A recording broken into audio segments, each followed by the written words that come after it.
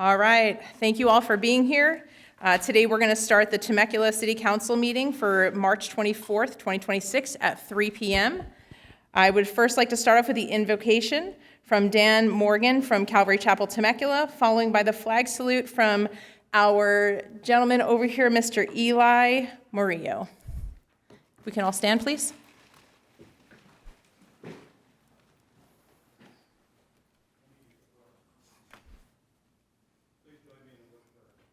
Dear Lord, we're so thankful that you have come before us and you allow us to have a city council that lets us have a vote, Lord.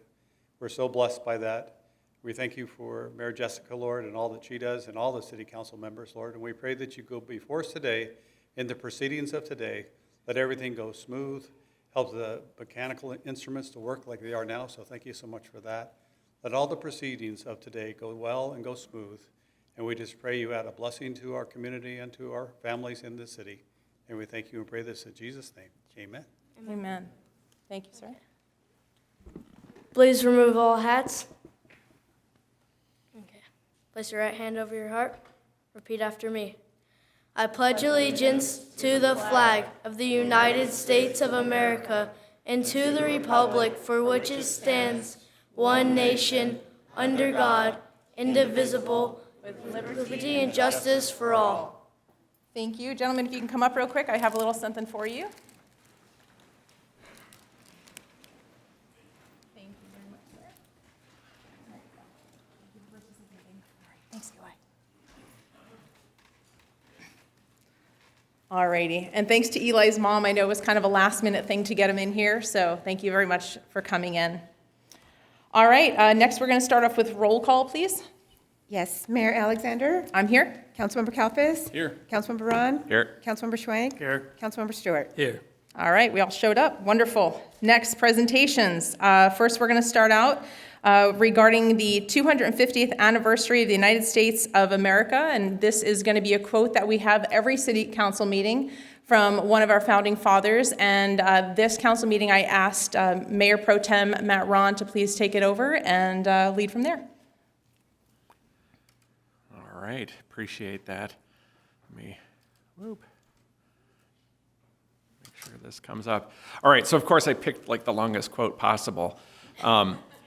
So Alexander Hamilton, in the writings of some of our founding documents, had made, I think, a very substantial quote that today is very relevant, and it says, "It has been frequently remarked that it seems to have been reserved to the people of this country to decide the important question whether societies of men are really capable or not of establishing good government from reflection and choice, or whether they are forever destined to depend on, or to depend for their political constitutions on accident and force.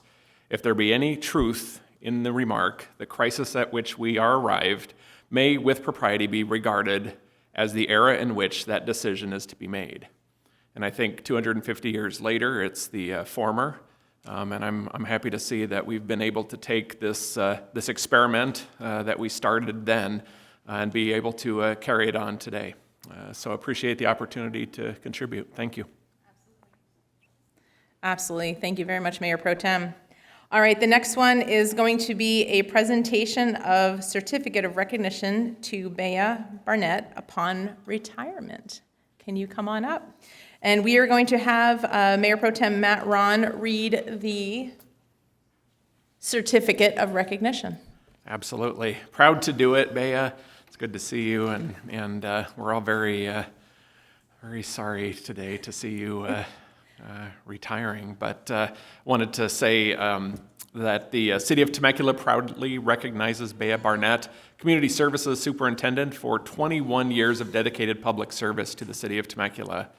Your efforts have earned the city 10 California Parks and Recreation Society Awards of Excellence in Marketing and Communications, the Helen Putnam Award for Economic Development through the Arts in 2017, which, if you don't know, is kind of like the Oscars for cities in California.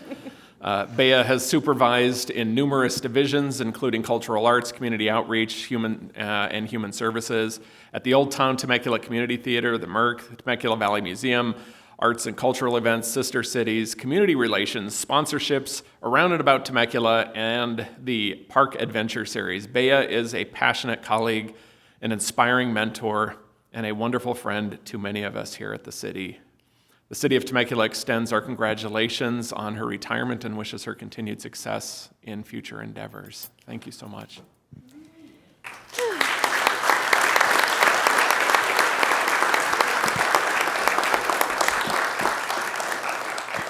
Do you have a few words before we have a few words for you? Honorable Madame Mayor, City Council, Commissioners, Executive Team, colleagues, community members, and my family. Thank you for this heartfelt recognition for my 21 years in Temecula. It is truly an honor for me to be here today with all of you. As I look back on the tenure of my career with the City of Temecula, I'm filled with gratitude for the privilege of working alongside such a dedicated team of public servants. We are everywhere, caring for our community. Acknowledging the critical role civil servants play means that all of us bear a great responsibility. This is an awesome career, and our work is essential to the health, well-being, and safety of our fellow citizens. To lead as a public servant is to pay tribute to all who came before us, as we stand on the collective shoulders of our mentors.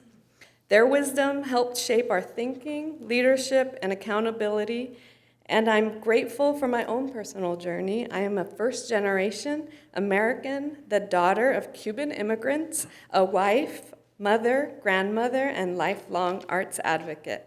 I married my hometown classmate from Carson, California, high school, and together we are mommy and papi to 3 college graduates and beba and papa to 2 healthy grandchildren. Like many of us here, public service is generational in our families. It has bookended my career as well. I began working for the state of California at my alma mater for 6 years fresh out of UCLA, and now I'm retiring after more than 2 decades in Temecula. What I decided to do with my excellent education and my parents' DNA was to be of service to others. I chose a career path guided by my passions and interests with the core purpose of leading with compassion and altruism. We are fortunate to work under a steady and wise administration that believes in the power of the arts, demonstrated by budgets, arts integration, and consistent recognition of artistry throughout the city. This has been an affirming journey full of joy, wonder, and inspiration, and I'm hopeful for the future of the arts in this region. Thank you for the gift of your time, commitment, compassion, for your collective advocacy, diplomacy, and ethics. As public servants, you are deeply appreciated. It is an honor to pass the baton to the next generation of public servants, specifically in the cultural arts, human services, and communications divisions.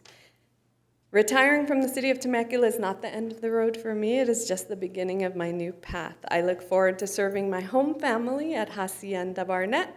Our daughters are both teachers and passionate arts advocates, as is our son, who will be graduating in May. That's my granddaughter.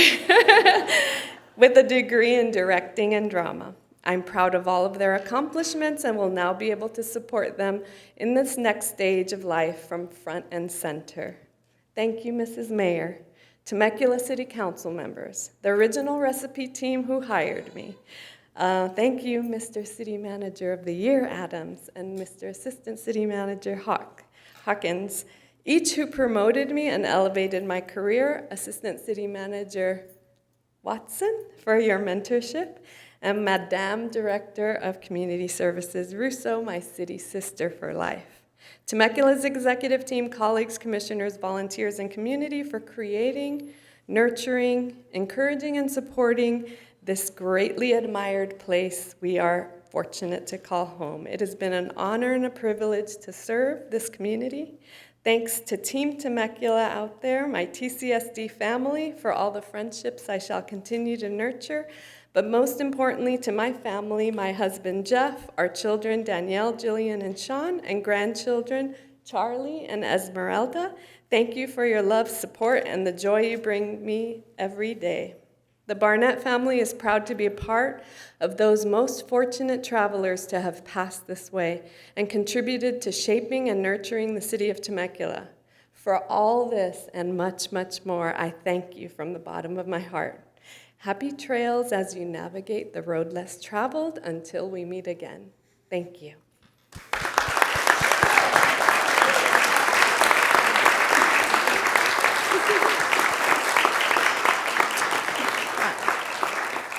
Before I pass this on to my colleagues, I want to say, you said thank you to us, but the reality is thank you to you. Thank you for your dedication. Thank you for your heart, because the things that you mentioned in there is servitude. You mentioned your family, and then you mentioned your passion of the arts, and I think that wraps you up. From the first day I met you over at the women's breakfast, when we got to speak, and I got to know a little bit about you, and then a little bit more here and there, that really does sum you up, and just your heart to be able to give to others, and I've seen that. So I just want to say thank you for your time here in Temecula, and I'm sure that servitude heart is not done. So thank you for all that you've done. I'll be back. Yes. Would my colleagues like to say anything? Well, Bea, I've known you for a little over 9 years now, and I'm still confused what department you're actually in, because literally every year or so I meet you at your head of the museum, and then you're head of the theater, and then you're head. I mean, you were literally all over the community services world. So, which makes you probably the most well-rounded employee we've had. So thank you for all the hard work that you do, and I'm a big fan of community services just because it creates community. So thank you for what you've done, and you've created a lot of community. Thank you. I'll still see you at the theater. Yes, you will. Well, just thanks for everything you've done for our city. We have some remarkable folks working here to make Temecula what it is, and it's because of you that we've had such a robust community service program and such a warm and welcoming place for our families and friends to gather. You're going to be missed deeply, but we know that you've worked hard to make sure that next generation is ready to serve as well, and we can't thank you enough for everything you've done for us. Thank you. Yeah, Zach. this is going to be bittersweet for sure, but building off what my colleagues have already said, thank you, first and foremost. I've known you back to the commission days, and we've had a lot of good experiences at our theater and the Merc, and getting to know you on the personal side of you and your beautiful family, and I can't believe how big Charlie is. It's like crazy how time flies.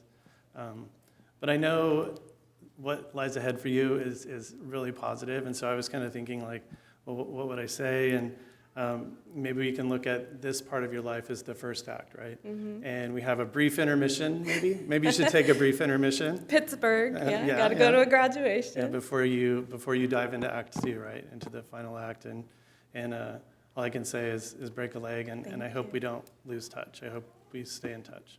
I'll be back in a month for Kevin's retirement. Beyond that, let's say. Thanks, Ben. Too many retirements, I think. We're always doing retirements.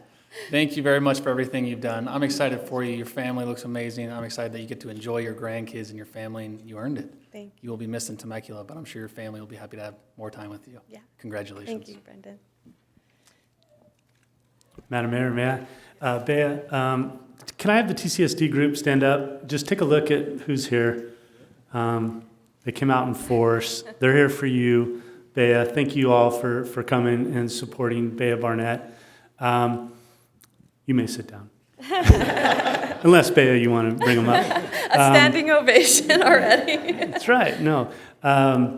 Bea, I've had the privilege of working with you all 21 years, and I just, too, want to echo what the City Council said and just thank you for your servant heart, and it's been on display. I've gotten to see it up close, getting to know you, watching you work, watching you advance, watching you promote, watching your passion for the arts, and we needed you during those times to sort of wake many of us up that aren't necessarily passionate as about the arts or focused on other things, but you were, and sort of you helped drive and create a footprint here in the city of Temecula that otherwise didn't exist, and sort of I hope you're proud of that. Yes. You should be, and it's great to see your family here as well, and I know I'm excited for you for the next chapter, and I know we'll be in touch. And I know Erica and Kevin have a few things to say too. So thank you, Bea. Appreciate you, and all the best. Thank you very much. Okay, I guess I'll go next and leave Kevin to close this show out. So, Bea, in addition to what everyone has already said, I mean, I can't emphasize enough how grateful I am to you personally for your guidance and leadership, particularly early in my career here. I would not be where I am were it not for you paving the way and also leading me by example and sharing so much of your wisdom with me. And in addition, I just want to say how much I love seeing your family here. It's so beautiful having them here, and I know that this is what we do it for, right? Is to create the communities that we want to raise our families in. And you personally have done that, and now is your time to enjoy the fruits of your labor. Thank you again so much, and I wish you the very, very best in retirement. And I know we'll be seeing you at the Senior Center and at the theater on a regular basis. So. I'm filling out my application the Monday after I retire next Friday. Congratulations, Thank Bea. you. Hey, B. Carson Colts. For those of you who don't know, Bea, Jeff, and I went to the same high school, so Carson High School representing. It almost seems fitting that this is coming on the heels of the Oscars. It's like award season. And there's like this phrase, like, be a star in your own role, and that's Bea. That's her entire life, that's her entire career. The A student, the consummate A student. If there's anything to do with cultural arts, either here or with other agencies, Bea's name would always come up, and she always represented just her passion, but her love for Temecula, and her expertise. You are truly one of a kind. You're also a control freak. You like to curate everything, and it's so encouraging for folks to recognize your family, because I've heard you talk about that you did your perfect casting job. You got your leading man, you have your kids from Danny and Sean and Jill and grandkids, and you deserve it. But also, I know how much representation means to you as well, too. You've made your folks, especially your mom, so proud.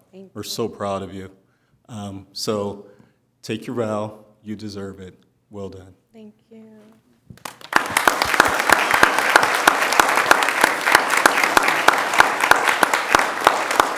Here's your certificate. The A student in me is very proud.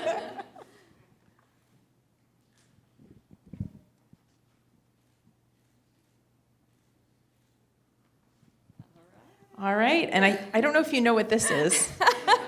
I've only been dreaming about it for 20 years. There you go, ma'am. All right, quick story while I open this. I was in the musical in my senior year. I was Rosie in Bye Bye Birdie, and I had a birthday show. So I turned 18 years old on stage at the multi-purpose room at Carson High. My husband was in the audience. When everyone sang me with a full orchestra happy birthday at 18, I wished to be around the arts every birthday. So every birthday we go see a show, we do something. 21 years after my 18th birthday, I got hired at the Old Town Temecula Community Theater. And for the past 21 years, I've been all arts all the time. So wishes do come true. It may take a while, but they come true. Believe me.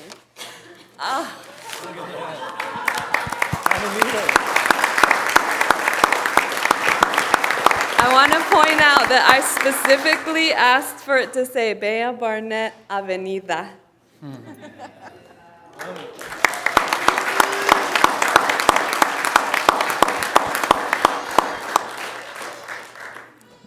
All right, and the rest of the council can please join me, and then staff.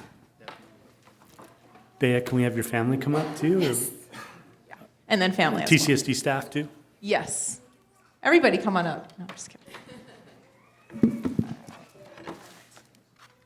Thank you, Mike. Yes.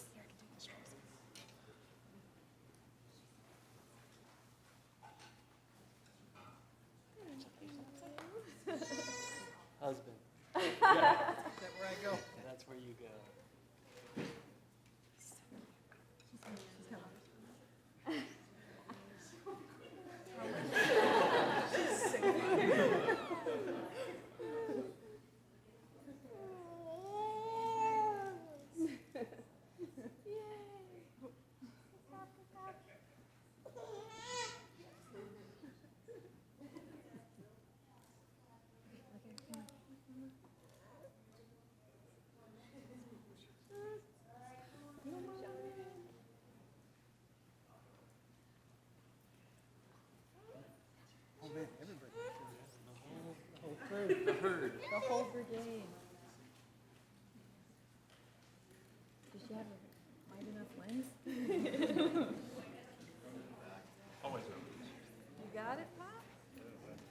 Come on, Kevin.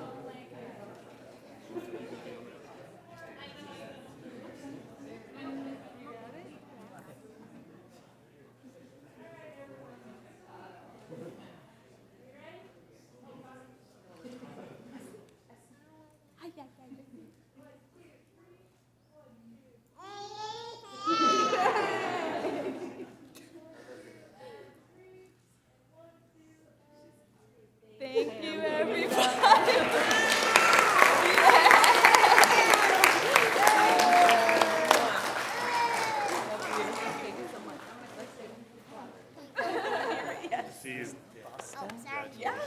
Here you go.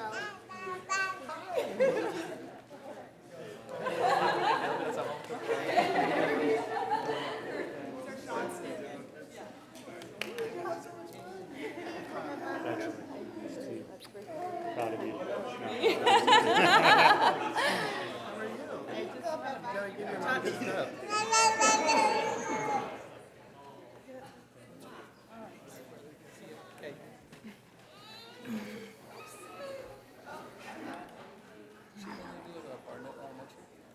I don't think so.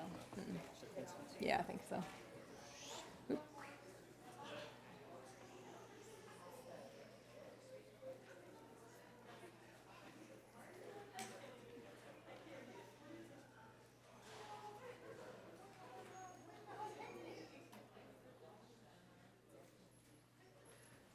All right, thank you again. It was so great to have the family and everybody here.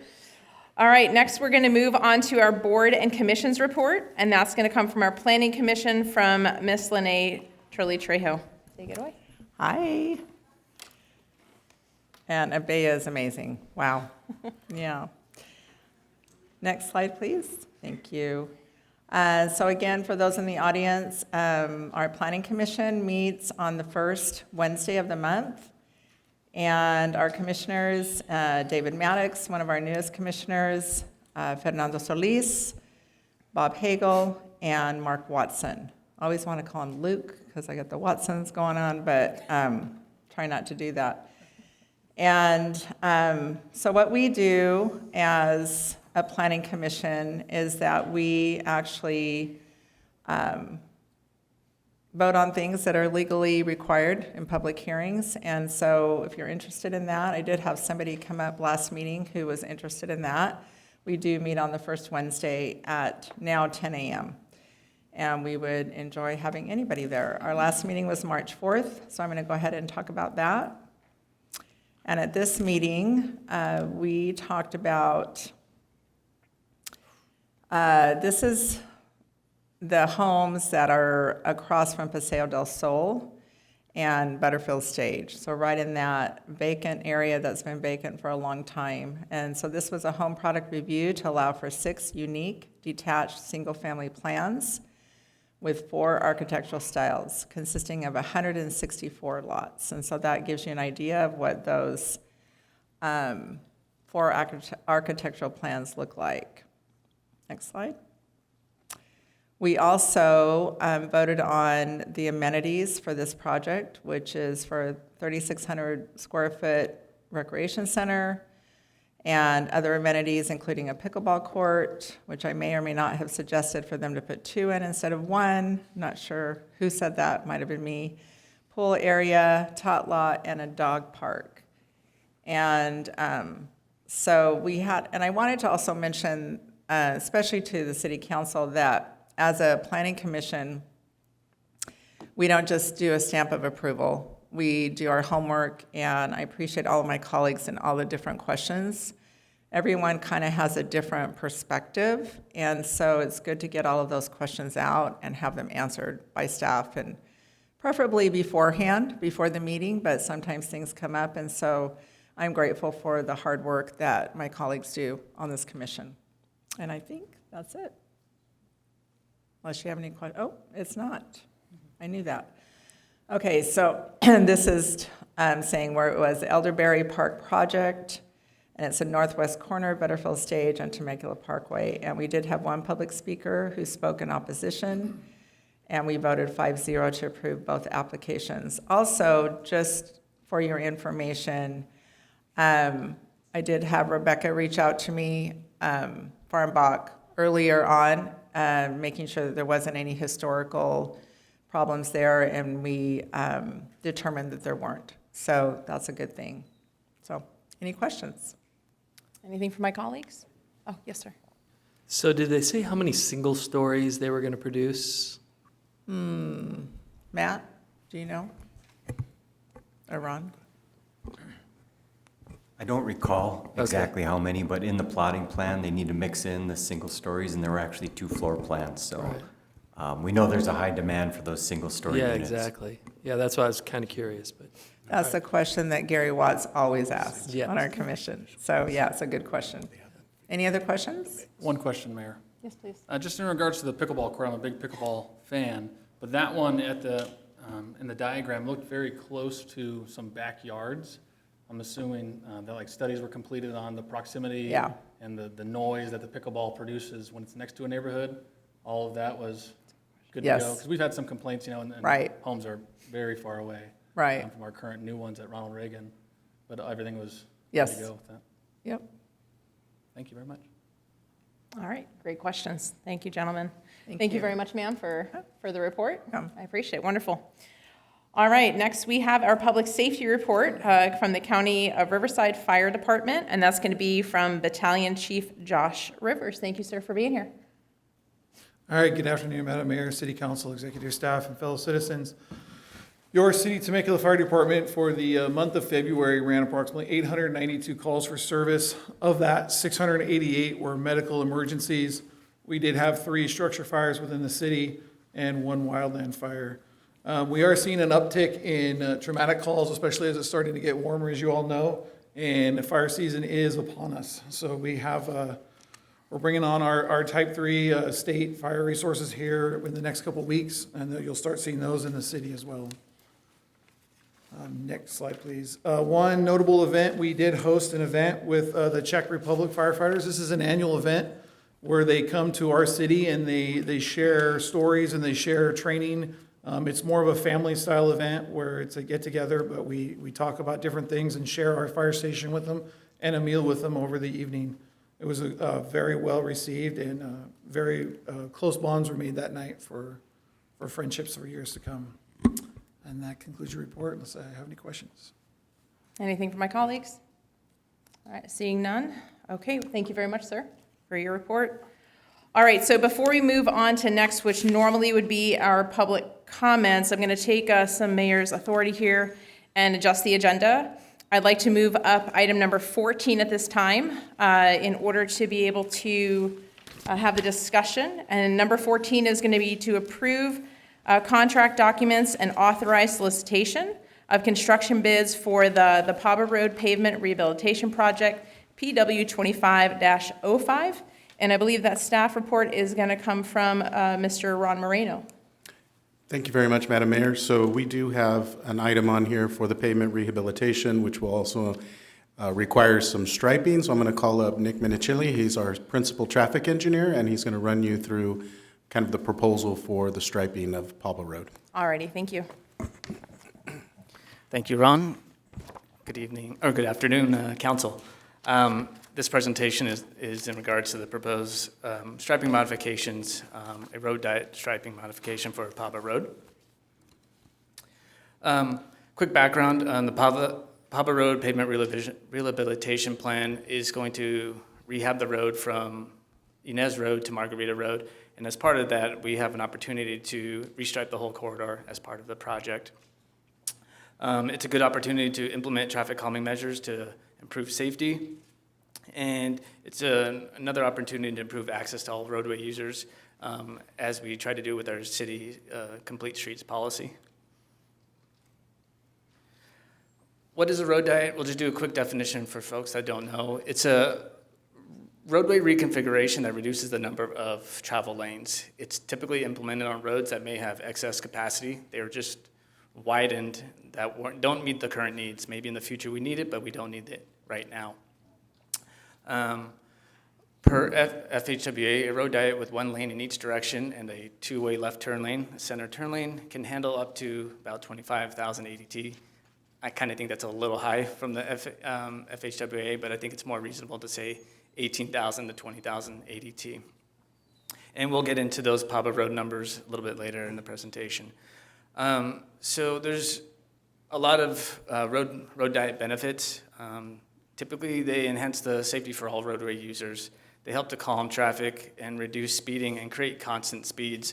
You don't have multiple lanes of people trying to pass each other and creating unsafe situations. It provides space for wider bike lanes, bike buffers, and if you want to include parking. And per the FHWA, this is one of those countermeasures that it's been proven to reduce collisions between 19 and 47%. So it's one of those good traffic calming items you can install, assuming it's the right location. So Temecula is not new to road diets. We've actually implemented 3 in the city in the past, and I'm going to quickly run through them. The first one we did was in 2017 on La Serena Way from Margarita to Butterfield Stage Road. It was implemented. It reduced from 4 lanes with two-way left turn lanes to 2 lanes with two-way left turn lane, the center turn lane. And La Serena had an ADT of about 11,300. And by doing this project, we were able to reduce speeds from 45 and 50 miles per hour to 40 miles per hour. So the road diet helped to reduce speeds. And we've seen 3 years of data before the road diet, and then the last 3 years, we've seen a 50% reduction based on this road diet. I believe the numbers was about from 20 accidents to 10.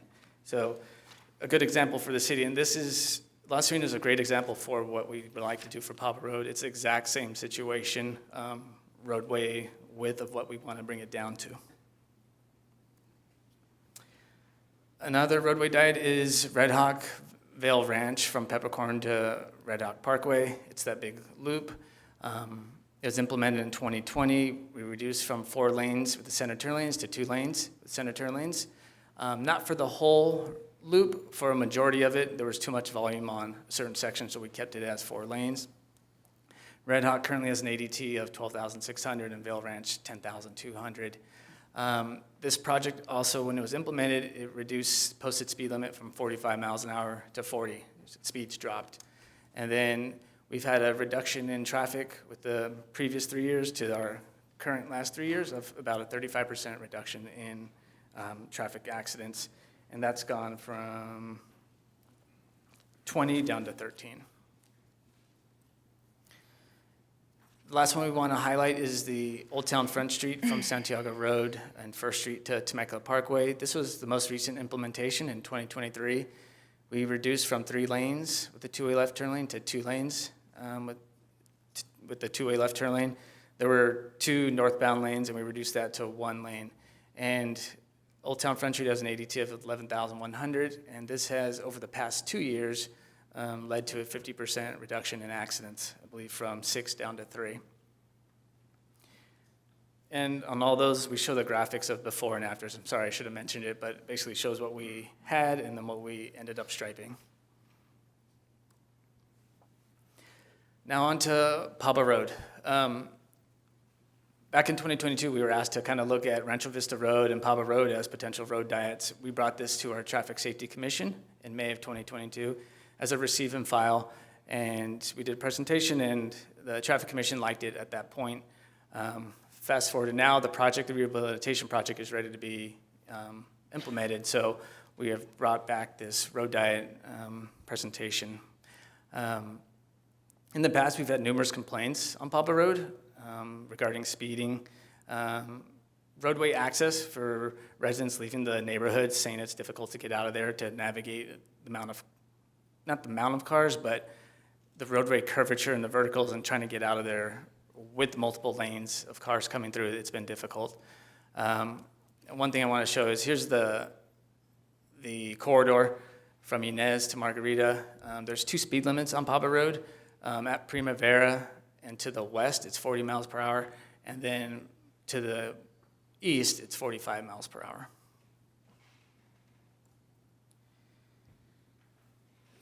So Characteristics of Pablo Road. Right now, it's generally a 4-lane road with 2-way left turn lanes and bike lanes.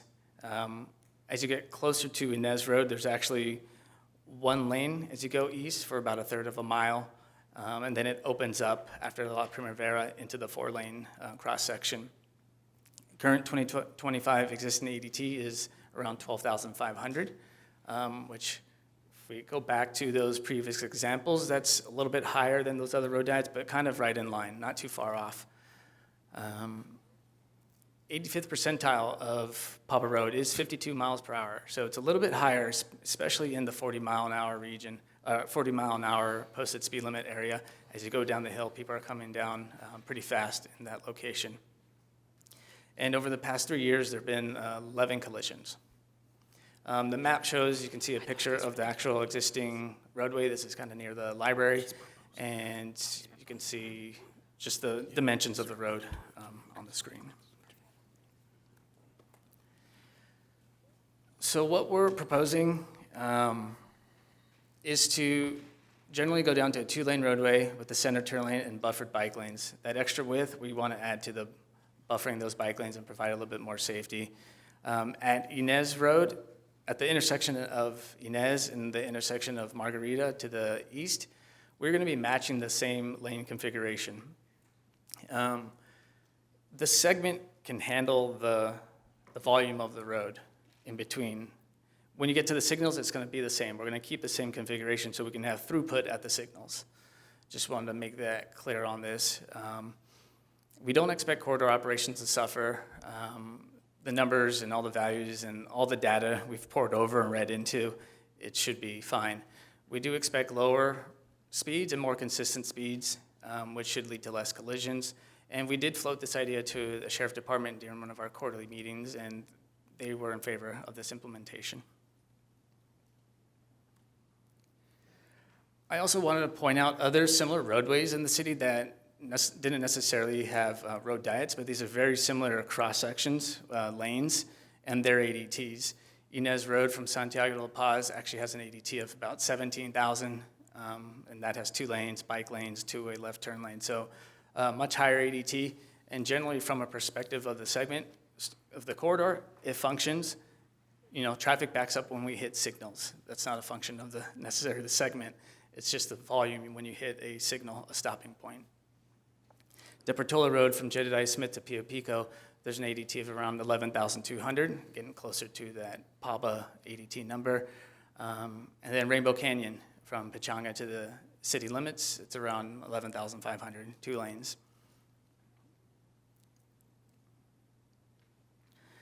So next steps, this project, we anticipate striping occurring maybe around the fall of 2026.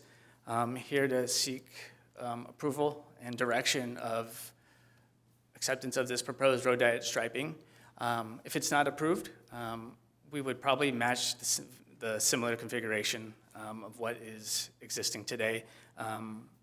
Try to get buffers where we can, but we'll try to fit what we can and make it as safe as we can. Before I go further, I'm going to jump to the plans. So I'll briefly just touch on a few areas of the plans. Everything in red is the proposed striping, and this is over an aerial. You can see the lines and those hashes in between is the extra width that we're eating up with the buffered. That's the buffer bike lane. I want to zoom in to the intersection of Inez Road. You can see it's hard to tell, you have to really know, but we're matching the same lane configuration. You have 2 westbound lanes, turns into a right turn pocket and a left turn lane, and then as you go eastbound, you still have that 1 lane. So we match where traffic typically would back up at the signal, so we're not changing anything there. This center portion of the corridor, I know it's a lot to look at and it's probably pretty confusing, but I just want to focus in at the Trinity Church here. There was a request to add a right turn pocket, so we were able to accommodate that. For the most part of the striping, we're not necessarily doing right turn pockets. We think it's a little bit safer to have a wider de facto right turn as you approach driveways, but locations like a church, there's a decent amount of volume that a right turn pocket would work in this area, so we added that here. Other location we want to touch on is the library. We aren't losing any parking at the library. Everything is staying the same there. We're just reducing the lanes there. There's just one lane in each direction. We do have sort of, we get a lot of complaints from the library about accidents occurring in front of this driveway, reported or not reported accidents. We think doing this striping is really going to help users of the library negotiate out, making those turns out of the driveway. When you have less lanes to look for, it's easier to get out, especially when you have the vertical curves to the west of the library. It's really kind of hard to see cars coming over that crest. So we think this is a safer situation for the users of the library. And then the last location I want to touch on is at Margarita Road. Same situation. We are opening up to the same type of operation here. You have one through lane, one left turn lane, and then a right turn pocket. We're not changing the lane configuration that's occurring at this intersection. So we're gonna have the same throughput going through that signal. Whoops. Oh no, what'd I do?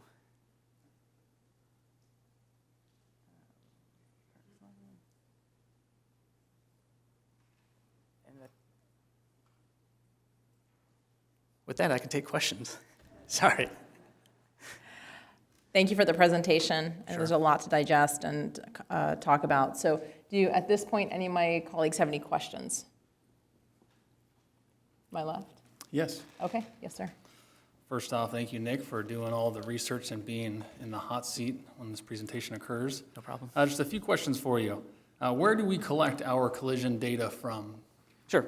We use the Crossroads system. It's a application that our sheriff's department puts all the accidents into. So we get the data from there. Thank you. Is it possible to know what caused these collisions? In essence, were they caused because of high rate of speed? Was someone driving under the influence? Were these, do we know what caused the accidents? We do. We get all that information. We just haven't done that type of research into each accident, but we can certainly provide that information on each type of accident that has occurred. Okay. And then can we also do similar research onto if there were solo vehicle accidents or multi-vehicle accidents? Oh, absolutely. Sure. And then is it possible to know exactly where they occurred? Yes, we do have the locations of those. Because some sections, like currently on Paba right now, like we discussed, when you are on Yanez and you start heading east onto Paba, that one, for instance, if we can picture that in our head, it is a single lane on the southbound side, right? Yes. A single lane. And like you said in your presentation, the controlled intersections will be unchanged. And directly across from that single lane on Paba is a residential neighborhood that comes out of there. Mm-hmm. So with that specifically, we're talking about residential neighborhoods, that one specifically will have no change in heading east or westbound on Paba. That fair to say? Correct.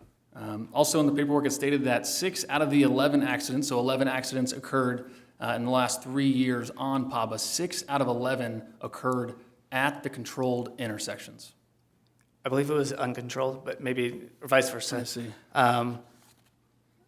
Basically meaning they weren't, I think that was part of the other presentation we gave to you guys. It wasn't on part of this one.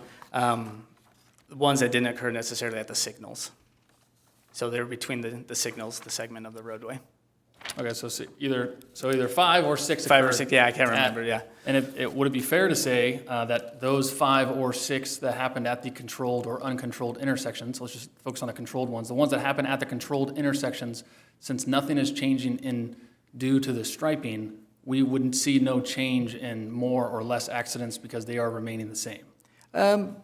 Maybe, doing the type of road diet, it does change driver behavior. They become more consistent. They keep us better flow of speed. They're not looking to change lanes and get a little bit more aggressive. So I can't predict it, but I would think it would actually may potentially drop. Depends on the type of accident as well, though, that we were talking about, like if we looked into what caused those. Yeah, I think a big thing for us is just being able to know what caused the accident, right? Sure. 'Cause as much as we're going to talk about tonight, we're going to talk about safety. We can only do so much to prevent accidents. There's always going to be individuals that do illegal maneuvers. They're driving when they're not supposed to be, where they're not supposed to be, and things of that nature. Do we have any of the accident data that tells us if any of these accidents involved bicyclists or pedestrians? Absolutely, that's part of the report, and we can get that information. Okay, we don't know it off the I cuff? don't know off the top of my head. Okay. I could be wrong, but to my knowledge, I haven't seen one in the last, the 3 years you gave us, and the 3 years you gave us, one accident involving a bicyclist, and I believe there was one involved in a pedestrian, but that might have been over a decade ago. So that's interesting, data to have as well. Just Sure. The hope is that road diets improve the safety for bicyclists, for residents walking, and on that, when we talk about safety, if it's already at zero, how much safer can we get other than the perception of being safe? Sure.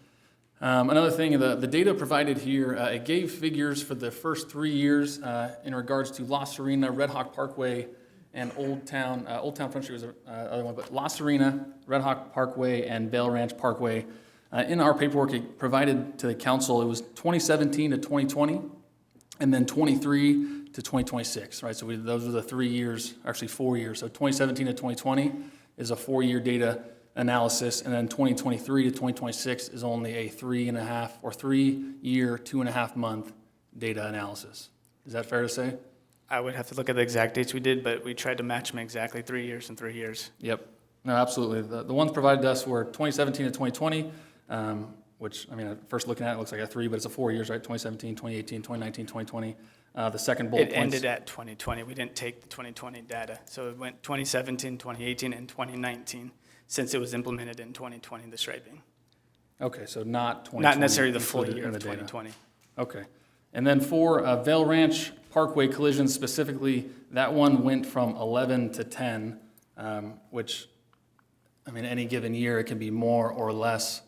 And that one is just, catches my eye, essentially saying that there was no really change in the collisions because in the future 3 we could have more or less. Sure. And that goes back to the data point that, and we can look into after this meeting now, that would show us why these vehicle accidents occurred, where they occurred, and if this, at the controlled intersections, it'd be my opinion that nothing would change, essentially because there's nothing changing at those intersections. Even if they're going slower, in theory, hopefully, through the controlled intersection.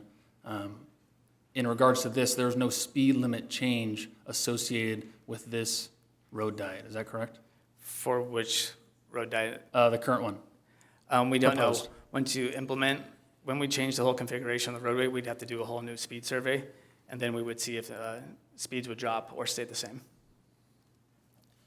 And then lastly, just, La Serena has been one of the big road diets that we've done recently in the city, and less of a question, but recently we've had 2 vehicle collisions there in 2026 that are not included in this data point. One of them involved 10 individuals and 5 were transported, 3 being pediatric transportation, and that was on La Serena where a road diet occurred, which is an interesting statistic for people to know, as much as we're going to get into deliberation over safety and things of that although we as a council are going to put safety first, we cannot control drivers out there. We can hope to try to persuade their movements in the vehicle, but we cannot control what they do and how they do it. That is all the questions I have for now. Thank you very much, Nick. Appreciate it. All righty, thank you very much, Councilmember Kalfas, for your questions. Does any of my colleagues, before we go to public comment, have any more questions? Okay, seeing none, I'd like to move on to public comments. Yes, Madam Mayor, we do have, I believe, 9 public comments on this item. This is a business item. Members of the public do have up to 5 minutes for public comments if they wish. The additional rules are printed in the agenda. The first speaker is David Maddox, to be followed by Mark Winkler. All right, wonderful. Great to see you, Mr. David. All right, good to see you. Good afternoon, Honorable Mayor and council members. I'm here to speak as an individual today in favor of this item, and more specifically in support of the striping and safety improvements. I actually grew up walking the Paba Road horse trails to and from Paloma Elementary, Temecula Middle, and TVHS. And Temecula has a faster pace of life today than we did in the 90s, which comes with some benefits and some drawbacks. One of the drawbacks, unfortunately, is that Papa Road has struggled to balance its current design with the growing concerns of the families who use it every day. Before I elaborate on that, though, I do want to give credit where it's due to our traffic engineers and to the council.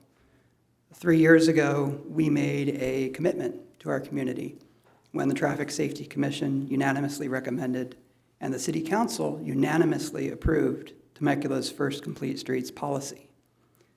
Since then, staff has worked diligently to enact the will of the council, and when we look back over the last 10 years, they've delivered improvements at a rapid pace, including the successful traffic calming, as we saw, of La Serena, Red Hawk Parkway, Bell Ranch Parkway, and Old Town Front Street, leading to a measurable average 43% reduction in traffic collisions along all of those roads.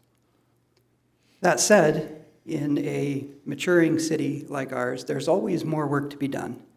The fact is that speeds along Paba Road remain dangerously high for an area which contains the highest concentration of youth-oriented land uses in our entire valley. Between Paba Ridge Park and Inez, this road serves 5 schools, 4 places of worship, the library, the fire station classroom, and several youth sports amenities, not to mention all the private driveways.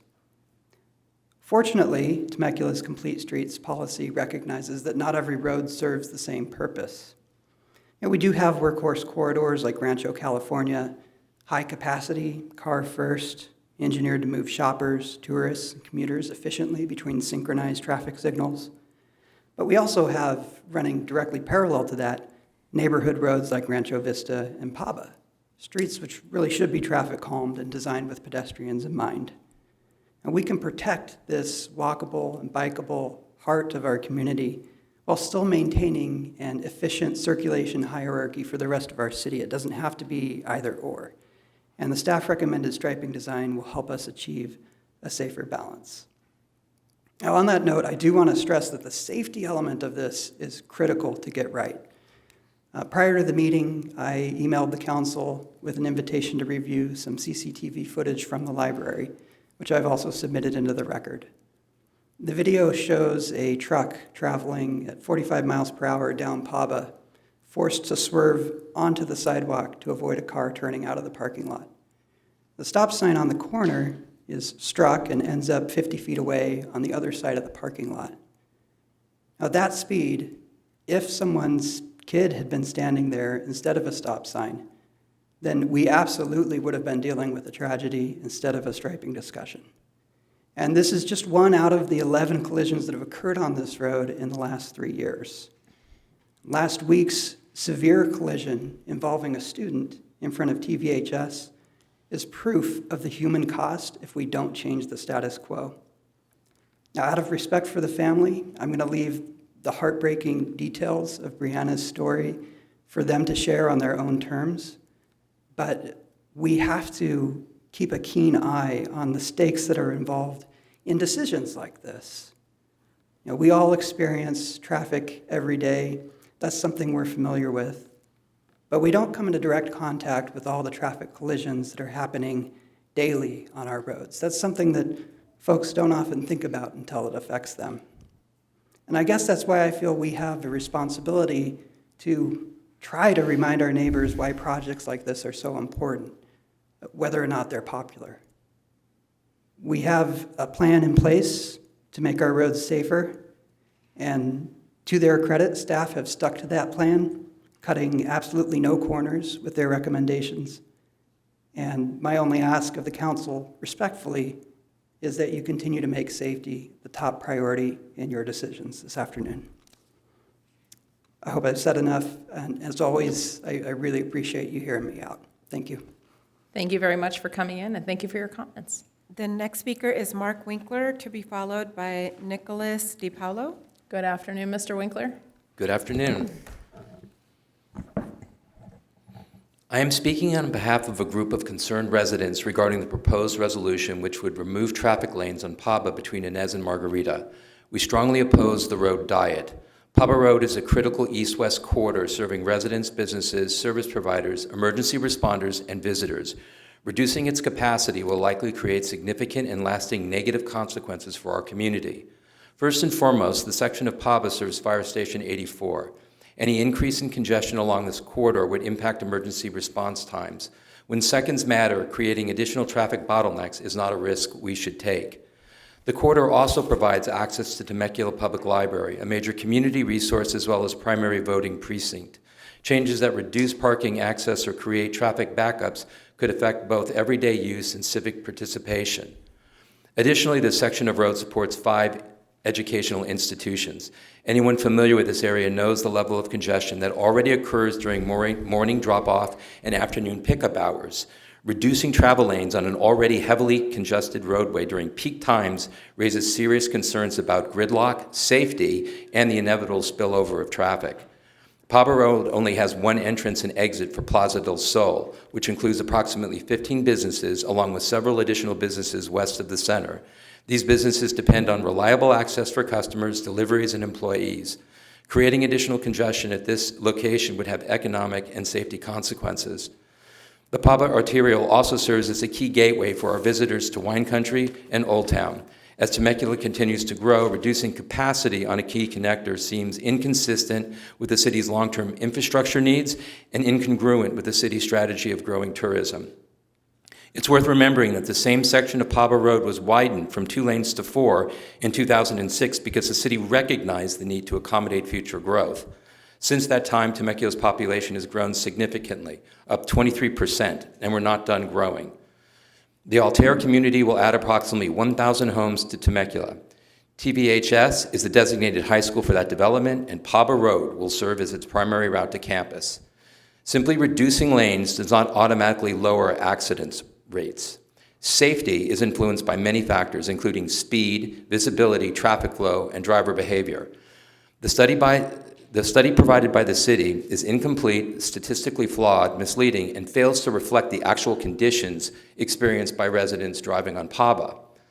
The comparisons are not apples to apples. The presentation showed a 48-month period to a 38-month period.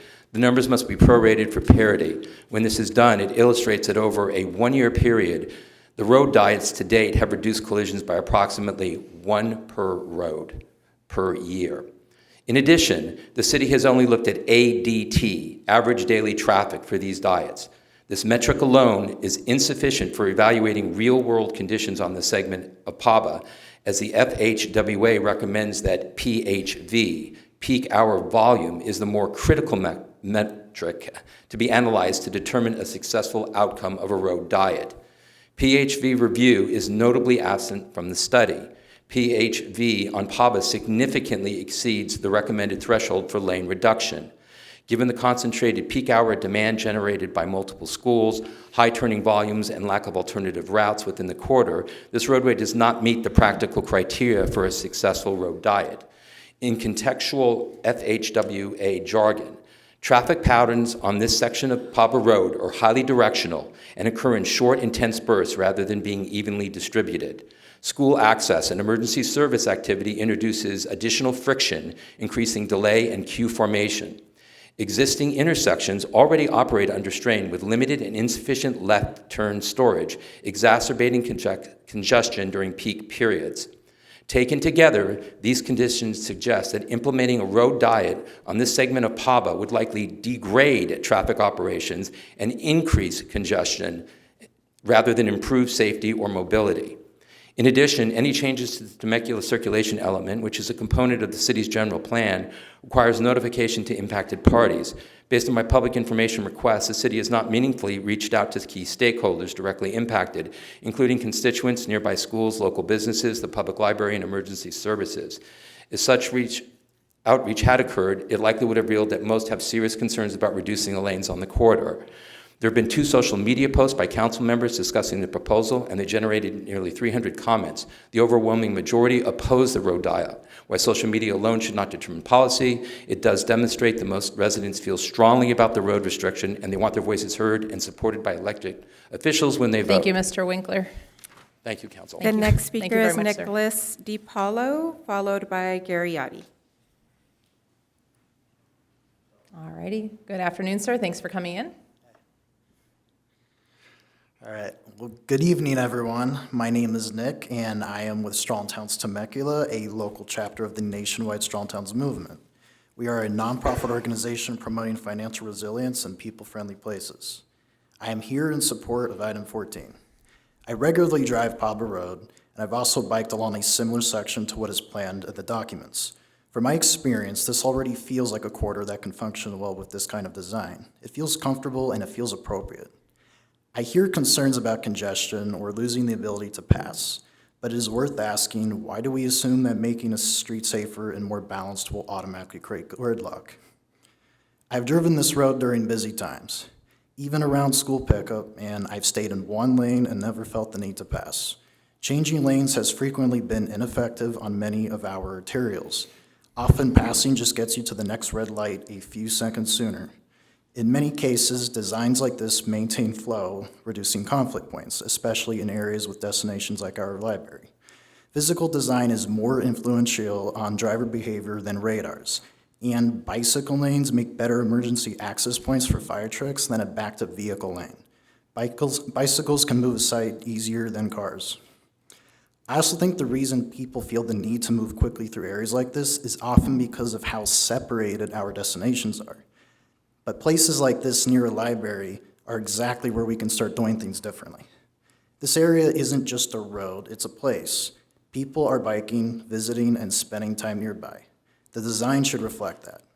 And projects like this are a way to make a better use of what we already have, making the street work better without needing to expand it. I want to be able to stay in the city long term. As someone younger, I care about having a future here. Today, I have seen several young folks that will love a better, safer, accessible community. We want Temecula to feel comfortable and welcoming, less like something we have to drive through, and more like a place we actually want to exist in. Let's make sure that improvement doesn't always mean widening. Sometimes it means better. Thank you for your time. Thank you, sir. The next speaker is Gary Audi, to be followed by Laurel Lamont. Good afternoon, Mr. Audi. Thanks for coming in. Good afternoon, Mr. Mayor, Mayor Pro Tem, council members, staff. I'm representing Bike Temecula Valley, which sometimes just by name, I'm a little disappointed in the brand because it just gets you thinking about bikes. It's more about active transportation. It's more about transportation flow. This is what we advocate for. But our vision is for safer streets here in our community. In November of 2023, we celebrated with the City Council in their unanimous approval of a resolution adopting Complete Streets program that aims to ensure roadways that accommodate and prioritize the needs of all users. This Complete Streets policy is also addressed in the Quality of Life Master Plan. Several times we talk about making our streets safer using a lot of the Complete Streets strategies. Though the Pablo Road striping proposal doesn't meet all the standards of Complete Streets, it is a major step towards achieving the goal of our adopted Complete Streets program. We encourage the council to support the striping project as it will calm speeds, provide buffered bike lanes, and create a safer pedestrian corridor. As we've addressed several times in public comments, and anytime we build our streets in a way that calms and lowers speed, we are making our streets safer for people. And this is, when I say people, I'm talking about pedestrians, mobility chair users, cyclists, transit riders, and drivers. BTV supports this project in hopes that it will inspire future road design that will make our transportation network safer and more connected, thus safely improving traffic flow for all and moving our community's quality of life in a positive direction. Now, personally, when I commute on foot or on my bicycle to Old Town from where I live, which is in the center of town over by Barron's Market, Temecula Valley High School, I choose Pablo Road. It's the most direct route for me. to get there, and at times can be scenic as I peer over my right shoulder as I go by the sports park. But the behaviors on the road can be stressful, and most of the time it's stressful due to higher speeds on the road, higher than posted speeds. So with that buffered lane, I can see right away how the walking on Paba Road immediately becomes safer and less stressful. And when I say stressful, I just have to be more alert because I have drivers that much closer to me with the 2 lanes. With the buffered bike lane, it gets a lot more calm for that pedestrian as they're walking on that street. I do hope that in the future we do look at those intersections and make great improvements, because Paba Road is actually it's the middle spoke of our trails and bike system, which has the loop trail, and then you can actually go on a DG Class 1 trail from Paba Ridge Park over by Crown Hill, take it all the way to Margarita Road. We'd love to see that intersection improve for pedestrians and cyclists, and then be able to have safe infrastructure that takes you all the way to a possible corridor, a water district corridor that we can take down to Santiago Road and then connect back to the loop. So it is a significant area in our active transportation networking, and I hope to see the council continue to move forward in making our streets safer and not to take a step back on this one. Thank you so much. Thank you for coming in and commenting. The next speaker is Laurel Lamont, to be followed by Dave Larson. Good afternoon. Hi. Feels kind of weird to be up here and be in support of something the city's doing. My name's Laurel Lamont, and I just want to throw my hat in the ring and my support for this decision. I'm a big proponent for strong towns. I've talked about strong towns here. I talk about them all the time. I'm super supportive of the local chapter here. Strong Towns has data nationally on how reducing speeds really comes organically from making roads smaller, because you can't reduce somebody's speed by just posting a sign. If there's space, they're going to speed up. And unless we have a police officer there all the time, people are not going to slow down. The people I spend the most time with are civil engineers and self-proclaimed nerds. Pretty proud of that, because they do their homework. And I value data and homework. I really appreciated what David Maddox said. We can have both. We can have car access, and we can also have areas where the streets are prioritizing walking, biking, and other alternatives to cars. This city was designed around cars. That's car dependency, and that's not freedom. That's gas tax, that's Measure S tax. It's just more taxes to pay for roads that cars are required to use. That means people who can't afford to own here also have to pay for those roads that this city can't afford.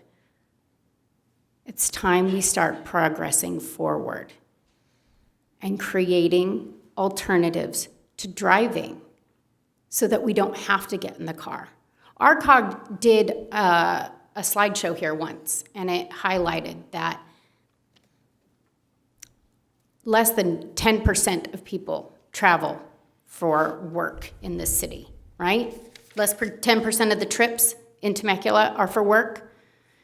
Most of the trips are inner city traffic congestion because we have to get in a car to get anywhere, and it doesn't feel safe to do anything but.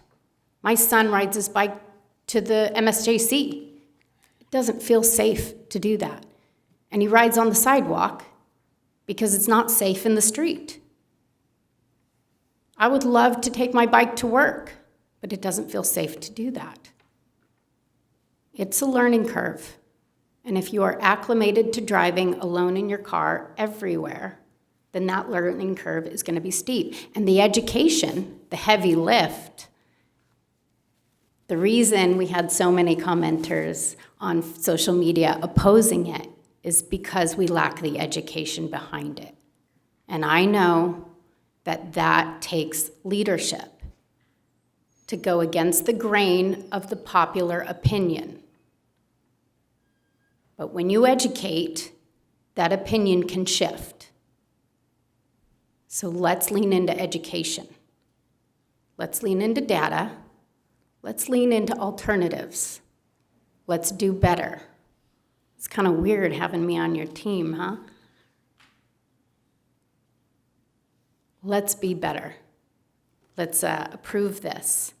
And let's get out there, walk and bike, and get out of our cars. And for the school, let's get them in the trolley. So the new neighborhood on the other side of the freeway, they don't all have to get in their cars.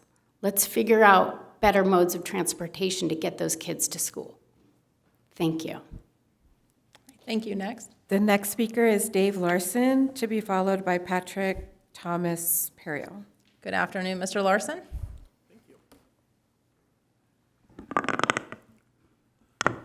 I appreciate the opportunity to speak to all of you this afternoon. My name is Dave Larson. I am a four-time Paralympian, a five-time Paralympic gold medalist, and for the last 20 years, I've trained on these streets here in Temecula, Paba being one of them, one of those streets. Most of my experiences have been great, but some of my experiences have been harrowing. And some of those harrowing experiences have been on Paba. And I don't train there anymore for those reasons. But just to let you know, as far as the opportunities that we have to restripe, I would love for all of you to kind of take into consideration all users, not just bicycles. Not that I have anything against bicyclists. I may be slightly jealous of them, but I do appreciate the space, and most of the experiences that I've had have occurred, where there is less space for bikes and adaptive equipment. Speaking to just in terms of space, adaptive equipment, things like that I use, racing chairs, as well as hand cycles. We typically take about twice as much space as a typical bike. So when you're planning for bikes, think about the other end users that are utilizing that space when you're making your end decisions as far as safety is concerned. I appreciate all the time, and wish all of you the best. Thank you. Thank you, sir, for your comments. The next speaker is Patrick Thomas Perrio, to be followed by Amy Manier. Thank you for coming in today. Thank you. Yes, sir. I just wanted to come here in support of the proposed road diet on Pablo Road. I think it's a good idea. I think it would give a lot more freedom of choice for transportation, which I think is much needed in these times of high gas prices. As we all know, gas is pretty expensive right now, and judging from current events, it's just poised to increase and stay high for the foreseeable future. This is a pretty big problem, I think, for the city, because for most commercial activity that goes on here, as we all know, driving is really the only option. You want to go get a pizza, you want to go watch a movie, odds are you're driving there.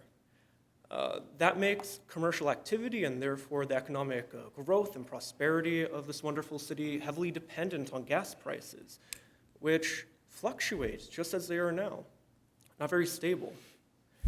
This road diet, I think, would decrease the sensitivity of our economic growth on gas prices by making walking and biking safer and easier. Thank you for your time. All right. Thank you, sir, for coming in, and thank you for your comments. Do we have any more? Yes, the next speaker is Amy Manier, to be followed by our last speaker, Jennifer Puel. Okay, thank you, Miss Amy.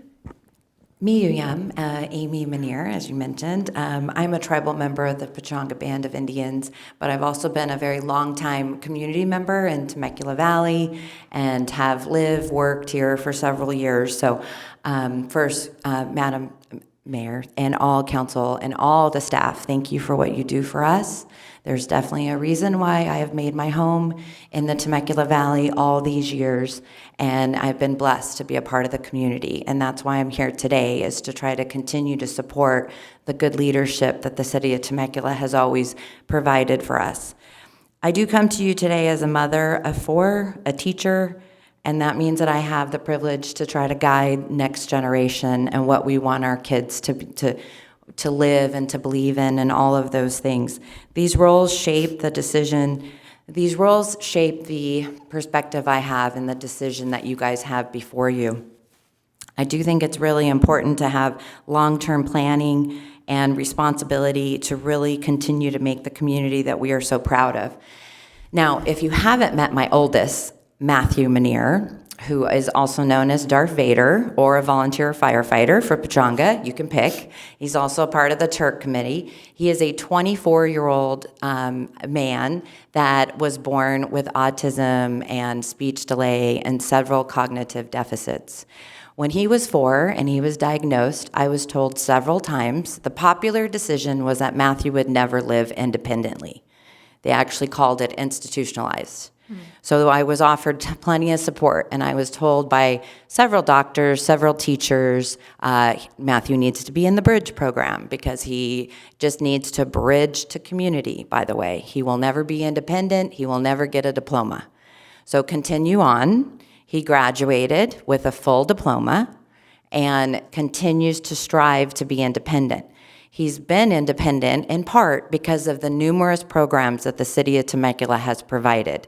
We did champion baseball right at Ronald Reagan Park. We've done Boy Scouts, Troop 148. We've continued to utilize, we actually had bike training in town. We did Safety Town for biking and walking because everyone told me Matthew would never be able to walk independently.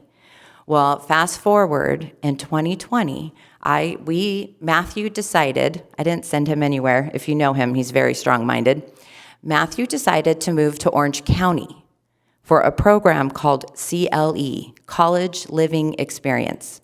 He had to move to Orange County because they had the pedestrian support so he could fully live independently in an apartment and walk or scooter to Vaughn's and go to school at the community college. Unfortunately, at the time, City of Temecula did not support that kind of activity here. They now have CLE campuses in San Diego, and there's 12 campuses all over the United States. So Matthew attended that program and graduated there, pseudo-graduation for 2 years, and he has moved home. And he has moved home wanting to continue to be independent. So he didn't move home to my house. I would love him at my house. He cooks good, so I'd appreciate him cooking dinner once in a while. But he wants to be independent. He wants the ability to get to the library on a scooter or a bike. He wants the ability to get to Old Town. He wants to be able to do just what I do on the coffee cruise and ride my bike to Old Town. So I just really encourage all of you. We are known in Temecula for our special needs community support. We are known for creating that opportunity to go to the mall or go to other activities. But I would encourage you to continue the vision for all of our people in special needs. Don't say they aren't going to need a bike lane. Don't pretend it's only for a few kids.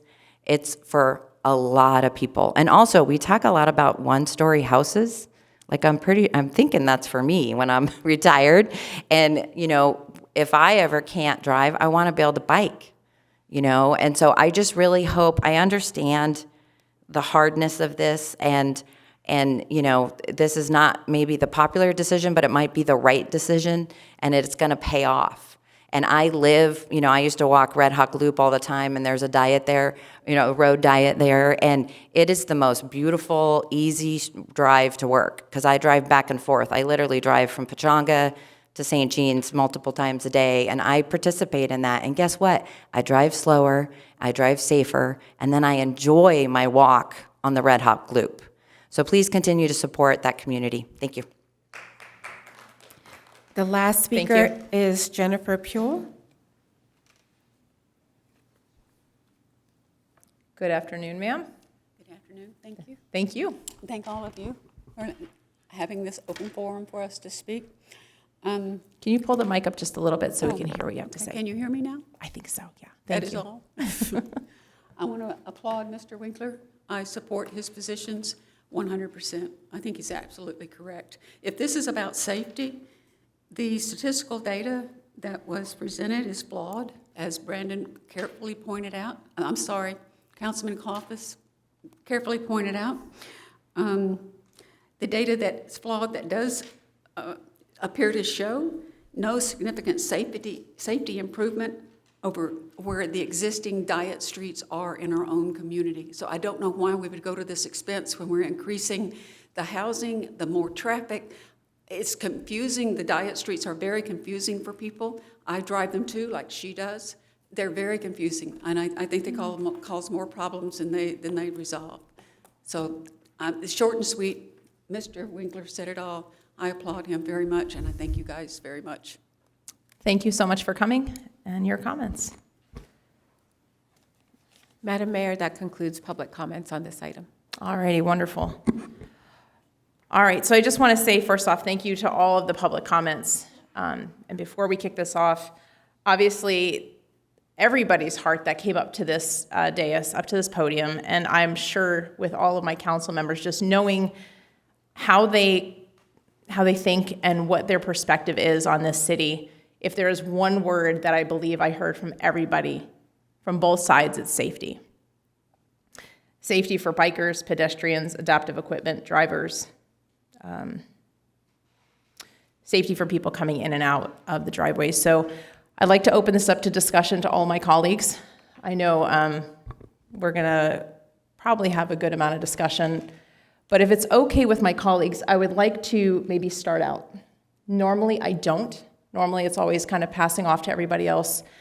But after hearing comments, I'd like to maybe give a different perspective than maybe something we haven't talked about yet. And again, I don't know where my colleagues are at. Are we okay with that? Okay, I know, but you guys, we work together. So this first came up, and I ended up having a meeting, obviously, with staff. We all have our staff meetings, and we get updated. And it wasn't until I started receiving some phone calls from a few people within the area in Temecula, and they were concerned. And so it just made me dig a little bit more. And I wanted to see for myself, because I mom of 5, previous cyclist. I mean, I used to ride from Fallbrook all the way to Temecula all the time, and then around Temecula because it was so much safer than Fallbrook, and then back. So I understand how everything operates and the safety concerns. So I wanted to go out for myself and do my own homework. And so I drove with my husband. He took the notes. We looked at some stuff because I wanted to see for myself, am I missing something? What am I hearing from the residents? And then I had another meeting with staff because I wanted to just kind of get a full perspective on their perspective too, and can we do something different? And then I kept listening to more residents calling me over the last week saying, hey, this is where I stand.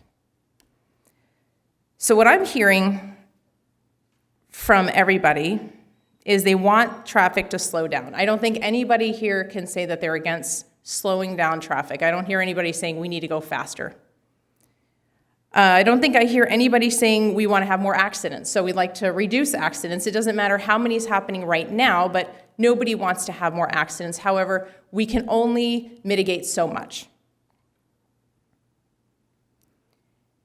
And at the same time, I'm hearing that individuals who use the bike lane want something wider. So I sat down and I thought about things, and I was like, how can we get the best of both worlds? Is there a possibility? And so I sat down with staff, and I'm going to ask them in a minute if it's even something we can think about. But what if we can keep all 4 lanes and we can widen the bike lane? You're like, well, how in the heck do we do that? Currently, right now, all of the lanes, meaning the 4 lanes, are 13 feet wide. If we can reduce those lanes to 11 feet, let's take one side on, let's say the right-hand side, that gives us an extra 4 feet of widening for the bike lane. I think typically, Ron, how wide is a bike lane right now? I believe that they're 4 to 5 feet, and we're going to be going up to 6 to 7 in certain locations. So if I'm correct, is it a possibility, depending upon a study, if we took those 4 feet, let me see, is that right? Yep, 2 and 2. Would it be a possibility to transfer those over to the bike lane to create either a buffer and or a wider bike lane? That's a possibility. I mean, when the traffic department, our principal engineer, Nick, and Eric got together, they put together these striping plans based upon a concept that was very similar to the other road diets. There is room. Nick even brought a couple other options. He was talking about maybe doing something a little bit different. It is possible for us to look at a different cross-section if that's the will of the council. But for right now, we went with what has traditionally been done on all the other road diets. Okay, and there's been other, so I believe, if I'm correct, over on Yanez and Temecula Parkway, whether the whole thing or in parts, there are lanes that are 11 feet across. Yeah, we have lanes that average from 11 to 13 around the city, depending upon the corridor. Okay, so it'd be nothing odd or weird for our city to reduce down to 11, and that's kind of where we're wanting to go if we went to the single bike lane. Right, it wouldn't be anything different. It's a means of traffic calming in itself, is narrowing lanes, that you do that in some locations. So that's what we would just say, it's a tool in the toolbox. Perfect. So that would be my suggestion. And again, obviously, we're going to open this up to the council. One of the things that I did notice, and while I was driving down, is that was a little bit of a concern as I was going down towards Yanez on Paba from Margarita. On the left-hand side, I saw an Amazon truck, and everybody loves Amazon, right? They're all over. But the Amazon truck was literally parked inside on the right-hand side, which was halfway in the lane, that first lane on the right-hand side. So it would have forced, and it forced cars to go around that vehicle. So because there's homes right there. So that I'm just, again, thinking things like that, like what happens to those areas with the Amazon truck. So I'm just putting it out there as a possibility, and I know we're going to have this discussion. But this isn't something that I've heard yet. But again, a possibility to look at, if I'm correct, Mr. Marino, as the possibility, bringing it down to 11 feet per lane, and then taking the extra feet that we just shrunk down into and move it into either a buffer or a bike lane. Yeah, that would be something our traffic department would explore if that's what is asked of us. Okay, so I just wanted to put that out there before anything else. And now I'd like to thank you for listening. Thank you for allowing me to have the floor first. I usually don't like to, but I'll open up to the rest of the council if somebody would like to go first or comment on that possibility.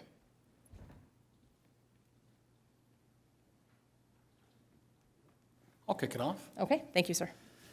First off, I am not opposed to your proposition at all. I think that would be beneficial. I agree with you. I think that no one is against less collisions and slower rate of speed. I think the means to get there is the question, right? And that's the question before us with the road diet. And I'm not against road diets in totality. I think each street has its own story. And this street in particular, Paba Road, it's not just a residential street. This is a main east-west corridor of our city residents from Old Town to the wine country in that section. And this isn't just residences, right? There's a church, there's a preschool, there's actually multiple churches. There is a business center on the right-hand side, right at Margarita and Paba. We have the busiest public library in Riverside County on Paba as well. We have Fire Station 84, which we haven't talked about yet, and emergency access getting in and out of there. And I think that could be debated either way. I could debate it either way, whether it be easier or less easy with a road diet. And so there's interesting things going on there. And I think we need to take everything into consideration when we make this decision, right? These are the current ADT numbers. One of the public speakers brought up PHV. I know nothing about, again, these are our head engineer are the experts. I don't know PHV, ADT, which one's better, which one's more commonly used. I think this is a street that does have high volume at peak times, and other times it doesn't. But the ADT is what it's currently at. We have a few things going on in our city that I personally believe will increase our ADT. First off, we have Altair being developed currently behind Old Town, and the first home will be sold this year, projected. And someone mentioned it's going to be over 1,000 homes. What is the main school that people will use in Altair, that development? TVHS is the main high school. What is the connecting road from Old Town to TVHS? You can use Paba, you can use Rancho Vista, but Paba is going to be a main thoroughfare for those residents. That's 1,000 extra homes-ish. 2 to 3 cars per home traveling on that road. That's a big one, Altair. Another one is we are currently on the agenda later tonight talking about the widening of Yanez. How many people currently do not take Paba to get to Yanez, to get to the 15 freeway because of how backed up Yanez gets? There's no way of knowing, right? Because it's not included in the ADT because the people skip out on Paba Road because it gets so backed up. It gets all the way backed up to Santiago. So what do you do instead of taking Paba? You take Rancho Vista or you take Rancho California to get to the 15 freeway. If we are telling our citizens we are going to put millions of dollars into improving Yanez, and we're widening Yanez, that is the improvement we're talking about. We are widening Yanez, therefore it's going to help with traffic traveling through Yanez and it'll be less backed up. It is my opinion that more people would use Paba when we get to that point, that Yanez and Paba intersection, right? And we're widening from Rancho California to Rancho Vista, because on that section right there between Rancho Vista and Paba, it's already 2 lanes. So if we're telling the community we are widening this because we know how bottlenecked it gets, more people in theory would be okay taking Paba because there's less traffic. You wouldn't have to skip over Paba to get to Rancho Vista or Rancho California. So more people will take Yanez. Also, Riverside County is improving Paba to get to the wine country. Right at our border, right next to Crown Hill Park, they are improving, they are widening Paba. They're widening Paba Road and they're making it more drivable. That street, if you lived out there, grew up out there, that has been one of the worst streets in county with potholes and safety issues for decades. They are finally improving that road. What happens when streets and roads are improved and they're rehabbed? More people utilize them, not less. And the question comes, are more people going to use Paba in the coming years or are less? I'm of the opinion that more people are going to use it because of the things I just mentioned. We have Altair being developed. There's 1,000 more residences that are going to be traveling in our city to get to TVHS, where their main school is. We are widening Yanez, hopefully widening Yanez, which we are telling the community will decrease the congestion there, which is a choke point at Paba. And the county is improving Paba on their side, which more people will use it to get from Altair, to get from all the residents on that side of the freeway to the wine country. It is a main east-west corridor. And when we talk about ADT, the perception is we are saying, hey, not enough vehicles travel on Paba on an annual basis to warrant 4 lanes across, right? That is what the ADT is telling us. And we just did a survey there's a citywide survey, and the number one issue was traffic. The number one issue. So what I believe we are saying to the community is that, hey, we have this road, it doesn't have a lot of traffic, it doesn't warrant 4 lanes, we should constrict it so it matches the rest of Temecula and it's more backed up, it's more traffic at this section. And we just had a survey that said the number one issue is traffic. Now it's a balance between safety up here, right? We want safer, we want slower speeds, absolutely. But at the same time, we have to think about our commuters. We have to think about our drivers. We had a public speaker that said streets are for people. Absolutely. People in cars, people in bikes, people in wheelchairs, people walking. That is what the complete street policy is for. I completely agree with that. But each street has its own story, right? We're not talking about a road diet on Rancho California. Could you imagine that? Hey, we want to constrict traffic on Rancho California. Our staff wouldn't say that, right? Because there's enough ADT to warrant the amount of width that Rancho California is. But if you ask someone who is pro strong towns, pro these issues, we should road diet these roads, regardless of these issues. Which I don't agree with, right? Road diets don't work on every road. That's not why they're not done on every road. So with all that being said, I understand everyone's concerns. I appreciate all the public speakers coming up and giving your thoughts. And a lot of it is, a lot of the way we receive information is different this day and age in 2026. It's public comments. It's talking to people at the grocery store. It's social media. It's being out in the community and hearing different thoughts and perspectives. Social media is a tool in our toolbox, just like hearing the public come speak at the podium is a tool in our toolbox. Just like listening to staff and listening to their professional recommendation, these are all tools in our toolbox to make policy decisions that we hope are the best in the future. We need to take all of this into consideration when doing any sort of policy. And every one of us up here wants what is best for Temecula. We may have a different thought and perspective on what that looks like, but we all want what is best for Temecula. And that's what we're trying to do up here. We want to do what is best. We want everyone to be safe. We want everyone to slow down. The means to the end might be different, but that is the end goal of all of the policymakers up here.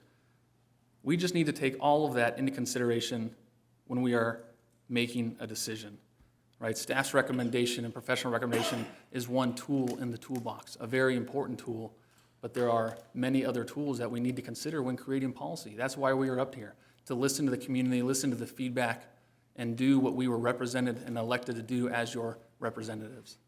For those reasons, I am against the road diet as proposed on the agenda.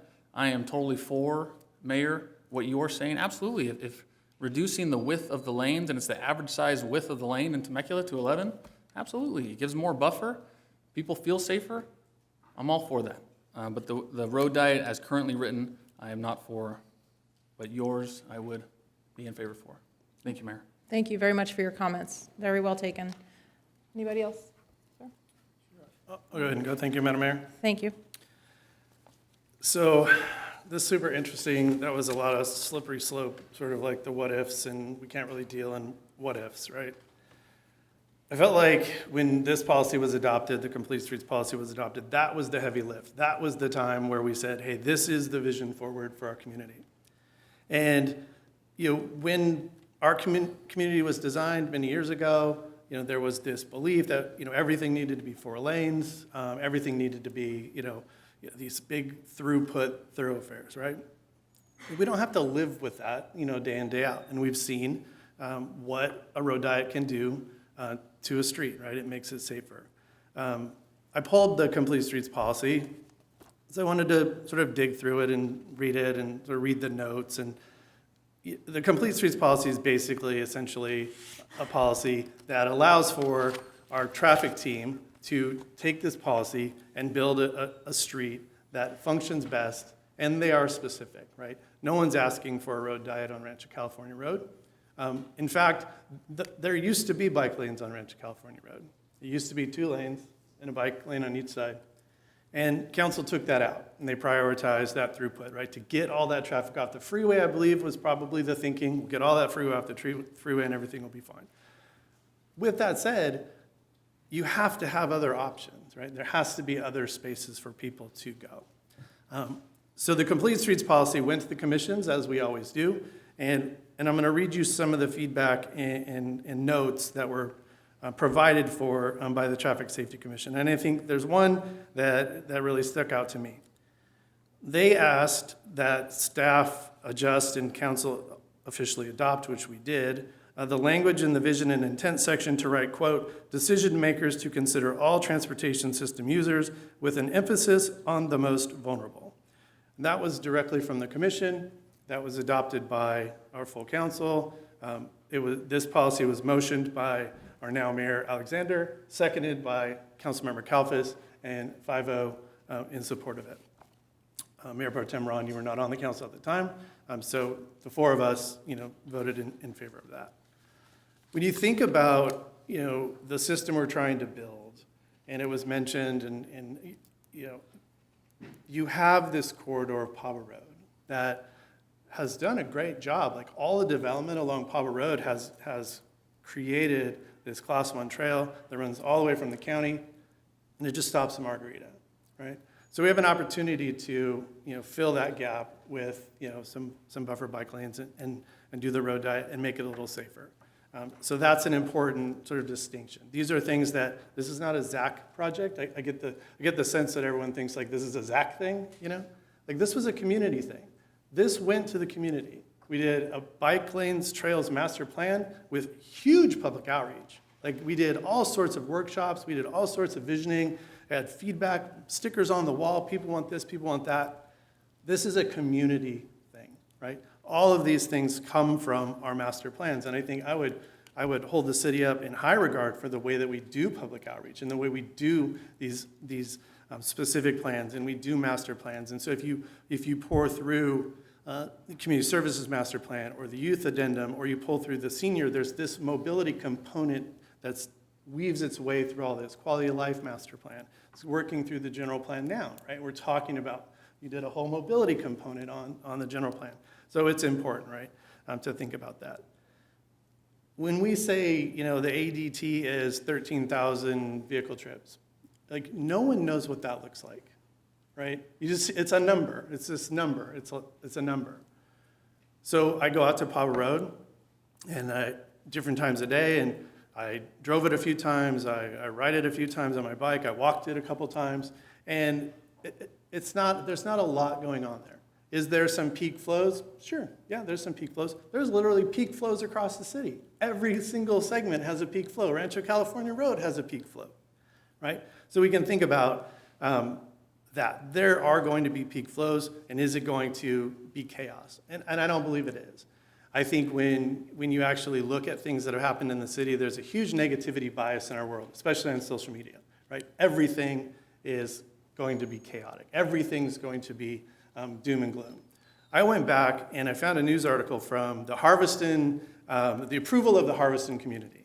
And I found it very interesting because at the time, there were people that were calling Harveston, it's going to be a shanty town. It's going to be all these small lots, and it's just going to, like, you would think the world was going to come to an end. And you had a council member vote against it, you had a council member abstain, and you had 3 council members approve it. But there was this fear, right, that it was going to be bad. And a lot of these things, change is hard, right? Like when we did the first one on La Serena, it was like, change is difficult, right? We've proven that it works. I am fully confident in your data. I believe your data is spot on. I am not worried about the data at all with this. It is solid.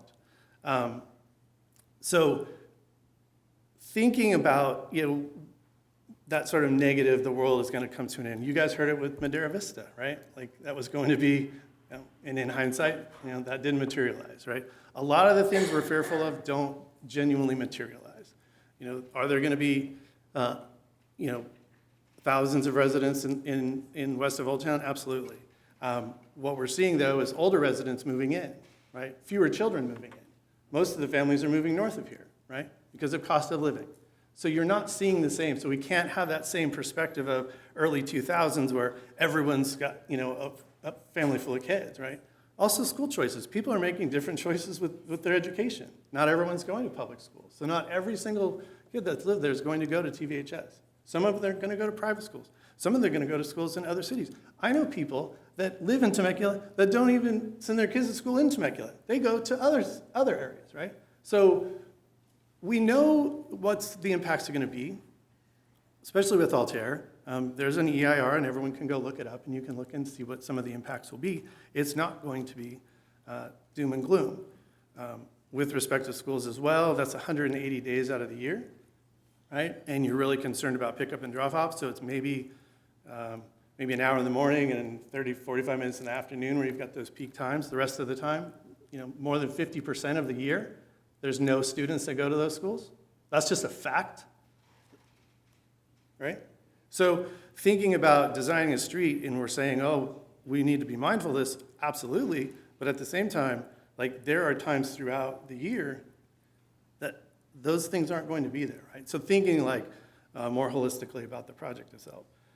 Getting outside, being active, like physical health outcomes are better, mental health outcomes are better. We heard about mobility, about our special needs community. We heard about mobility for all users, and quite frankly, just narrowing and keeping 4 lanes there, you're going to squeeze that in. I'm going to probably hear that. We'll be able to squeeze that in. There's really not a need for it now. The great thing about this project is paint. I don't think it goes far enough in some respects. It's just paint, right? So if things happen and things materialize over the next 5, 10 years, well, we would be up for a restriping and we'll restripe it, again, and sort of it could change.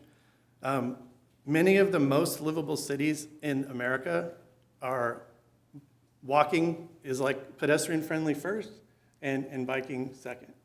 That's just, if you look at the most livable cities, that's a huge component of it. And when we do this, we're talking about an on average improvement. And you can say, well, there was a collision here, there was an elderly person that lost control of her vehicle, had a medical incident, and crashed into 3 or 4 other cars. And that's tragic, right? That's not a function of the road diet. Like, it's not, that didn't happen, those are gonna happen. But this on average reduction in collisions is what we're looking for. On average reduction in speed is what we're looking for. And I can tell you firsthand, for someone that's out there biking and walking with my family, that the slower people go, the more cautious they are, the more time they have to react. You all saw the video of the vehicle pulling in to the library, swerving around the vehicle and flying through the parking lot, and a stop sign goes shooting like a javelin through the parking lot, right? So we see those things, and I think if we're really thinking about protecting the kids, like, let's do that, right? Let's do it from a roadway safety perspective. Let's do it from getting them out and active. Younger people are getting fewer driver's licenses. They're not wanting to drive as much. It's way more expensive. So, I got my license in, the late 80s, early 90s, and it was like a rite of passage. That's not really viewed the same way. So people are looking for different mobility choices. They're saying like, hey, what about transit? What about biking and walking? I can live here and I can bike and make it a little bit safer. I went out to TVHS this afternoon to talk with one of the school board members and staff over there, and as we're standing there, there's a woman riding, a mother riding her bike with her child in like one of those baby Bjorn things, like the carrier. She's riding her bike on the sidewalk, because ain't no way in heck she's gonna be on Margarita, right? Cars are flying down Margarita. So I think we need to think about all of that. And all of that being said, like, this comes at no detriment to throughput. It just doesn't. Margarita, the intersection doesn't change. Margarita Road east of, Paba Road east of Margarita doesn't change, right? And when we restriped that from 2 lanes going south to 1 lane each way and created some space and buffers, we slowed down speeds, and no one lost their mind on that, because it works. It just works. And so I think, like, we know this works. It works in our community. And I'm fully confident that this project in this location is going to function, and it's going to work, and give people that option to get to Old Town in a different way. Because we're not asking them to ride on Rancho Cal. We're not saying, hey, go walk on Rancho Cal. No one's doing that. They're walking through the neighborhood and they're getting to Paba or Rancho Vista and things like that. I just think we have an opportunity to just sort of do right by the policy that we adopted and just say like, hey, this is our policy and thank you for doing it. At the end of the day, if this doesn't get support, then that's how it goes. It is what it is. I think this is the right choice in the right time. And I will say, from a fire perspective, if you have an engine that can literally drive down the middle of Paba Road, where there's a dedicated lane in the middle of the road that there's no traffic, that vehicle is going to be able to go right through there. And then Mayor and I are on the library subcommittee, so I asked to pull some numbers on the library. Like, actual physical attendance at the library is down. Since 2019, it's down roughly 50,000 attendees a year, right? So that's like a significant, so people are, maybe they're going to the library in Menifee now, right? Because there's a brand new library in Menifee. Maybe they're going to the French Valley Library, right? There's different choices. And so I think transportation-wise, there's also going to be different choices, right? Western Bypass, that's going to be a different choice. We just opened up Nicholas Road. We don't know what the outcomes of that will be, right? That's going to help ease part of some of the issues here, right? When we talk about future connections over Overland, like all of these things, these are things that are happening in the future. And if we need Paba full width in 10 years, well then go back to the way it was. Like, it's a pretty easy decision for me. Like, you can get the best out of this roadway now. If things get chaotic and growth and everything happens, things happen outside of the city and we need it again at some point, absolutely. You think I'm going to sit there and say, absolutely not? Like, let's let everyone sit in Paba Road in total chaos. Like, no, I'm not going to say that. But I think we have an opportunity and to use the space that we have now for good. And I do think you'll see behaviors change. People will use it more. It will be safer. It won't just feel safer. It'll actually be safer. All right, thank you for that. That was great. Any of my colleagues on my right? We'll just move our way down the line here. A lot of good comments so far. Had a couple of quick questions for staff, and I want to respect the importance of having engineers actually look at this and provide their analysis, because what we've heard tonight is that some comments say this is fundamentally flawed statistically and otherwise. Ron, if you or one of the other folks in your department could comment on that and let us know what your opinion is. This is your report. Sure.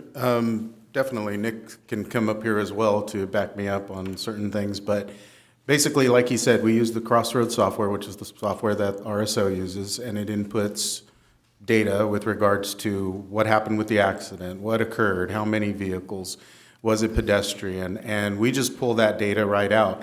I think in this case, Nick basically took the amount and then during a 3-year period, and then the amount after the striping, after the road diet, and that 3-year period. And that's where he came up with the reductions. Yeah, it was just a simple analysis, pulling total accidents and just a quick comparison. It wasn't meant to get dig into every single accident. So there's not really any statistical data, it's just numbers of accidents. Right, but can you clarify the timelines used for before and after on the road diets? Yeah, we just specifically did the 3 years, not including, like, say if it was 2017 to 2020, it was full year 2017, full year 2018, full year 2019. Yeah. And Ron, just real quick, I interpreted that wrong, right? The data says, so I can't speak on behalf of the public commenters, but the 2017 to 2020, I read that personally as 2017 through 2020, not 2017 to 2019. My point. So, no worries. yeah, all right. So, so I bring it up because, I think there's, unless I have a really good reason to read your engineering studies, your analysis, your reports, and you know me, I love statistics.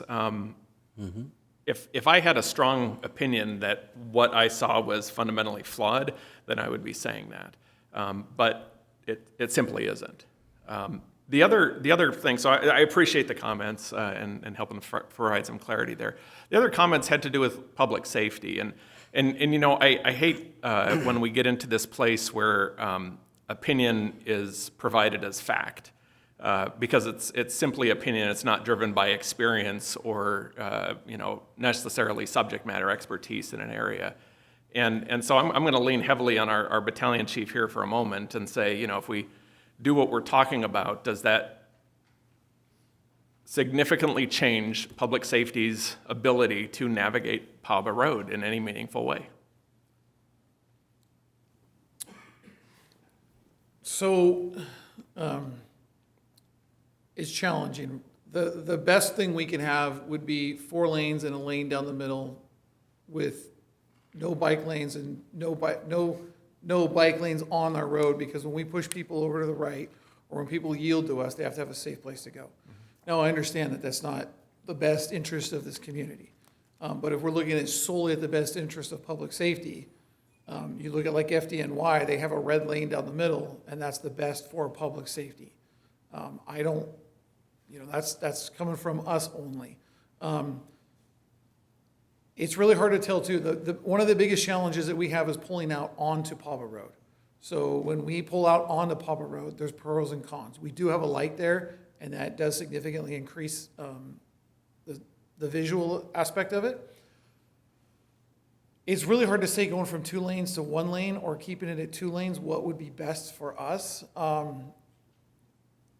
It's really tough with this one.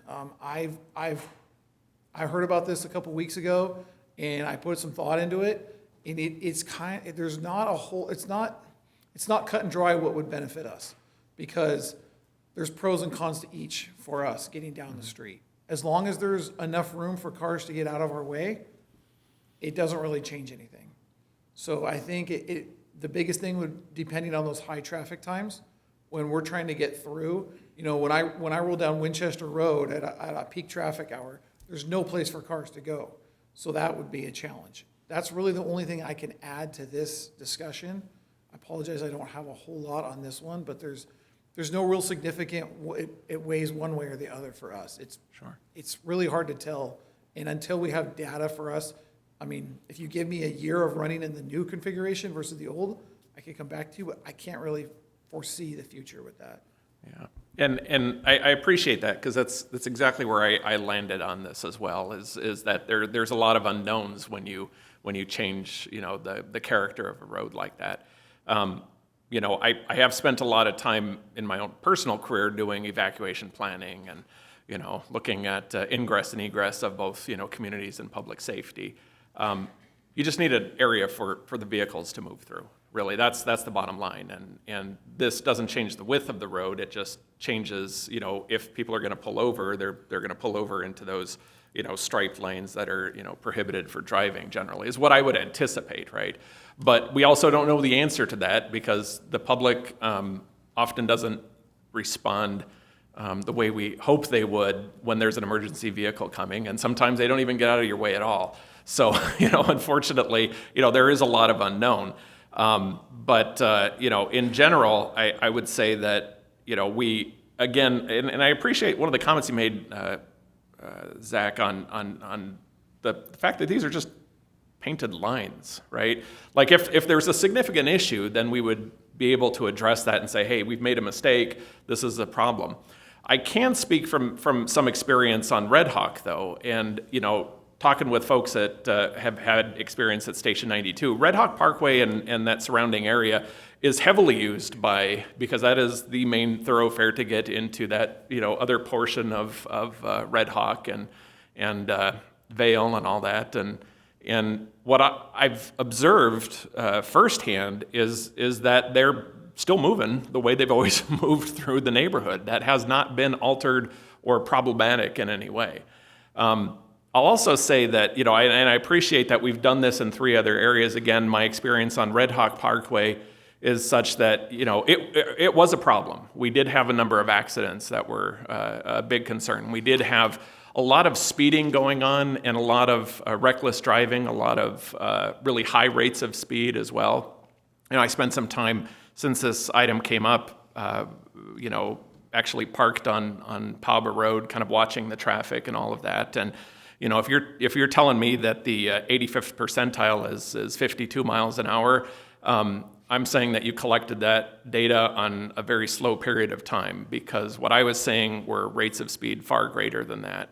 And it's really unfortunate because, you know, again, from a public safety standpoint, adding, you know, or, you know, facilitating folks to use those lanes as quickly as they are, and the reckless driving that I saw on several occasions, it was kind of stunning, actually, to see what was going on there. And the gentleman who spoke on his experiences using the bicycle lanes and the different mobility devices that he had, I could totally see where that would be, you know, problematic at times.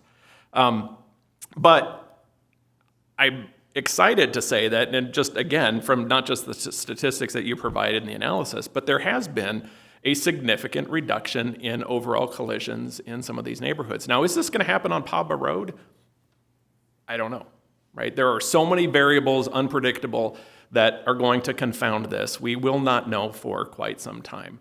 But generally, and when you talk about FHWA and others, do these nationally result in reductions? The answer has been yes. And they even use the word proven, which I hate when folks use that statistically, because, you know, statistics are there to support or reject things, not prove things. But for them to use that language, I think is you know, fairly powerful or potentially careless. But you know, I want to also say that traffic calming measures in these neighborhoods where we have done that already haven't just resulted in, you know, a more pleasant walking experience, because I see a lot more people out on Red Hawk actually using the sidewalks and bicycling and all of that. It was designed for that particular use. But let me tell you, the first bunch of years I lived there, we didn't go walking outside of the community.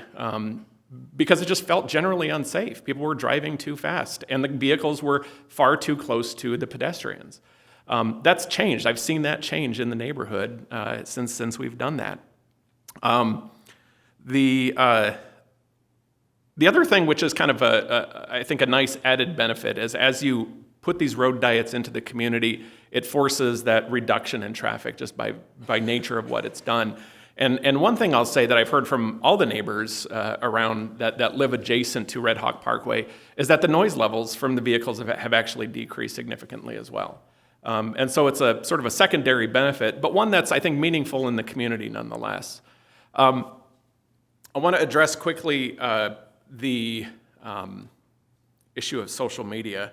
I'm just going to say, I'm not a fan of using social media for certain things. Broadcasting our positions on projects publicly, whether it's an intentional broadcast or just an assumed one in the way we present things to our constituents, I think is problematic. I know, and I've talked to the city attorney about this in the past because it's so frustrating. We shouldn't be doing business, the public's business, on social media. It's an interesting tool, but as was mentioned earlier, social media tends to bring out not the best in society or our character. And in fact, the engagement-driven algorithms that social media uses actually preferentially treats, the more negative comments as preference in commenting. That, and, generally speaking, reading some articles on this, I've always been interested in the phenomenon here, is that it's a lot easier for folks to comment negatively because there's actually a human characteristic that facilitates that, and positive comments generally aren't as exciting to read on social media as the negative ones are, and so it's a little disappointing to see when projects like this get launched into the social media sphere. And then we assume that, well, we've got 300 comments and, blah, blah, blah, and that's, the community hates this project. Where in fact, keyboard warriors hate projects and will spend the time, commenting on things. And I've learned over the years that I don't chase them down because you're never going to win with somebody who's got nothing better to do in their basement than type on a keyboard at 3 a.m.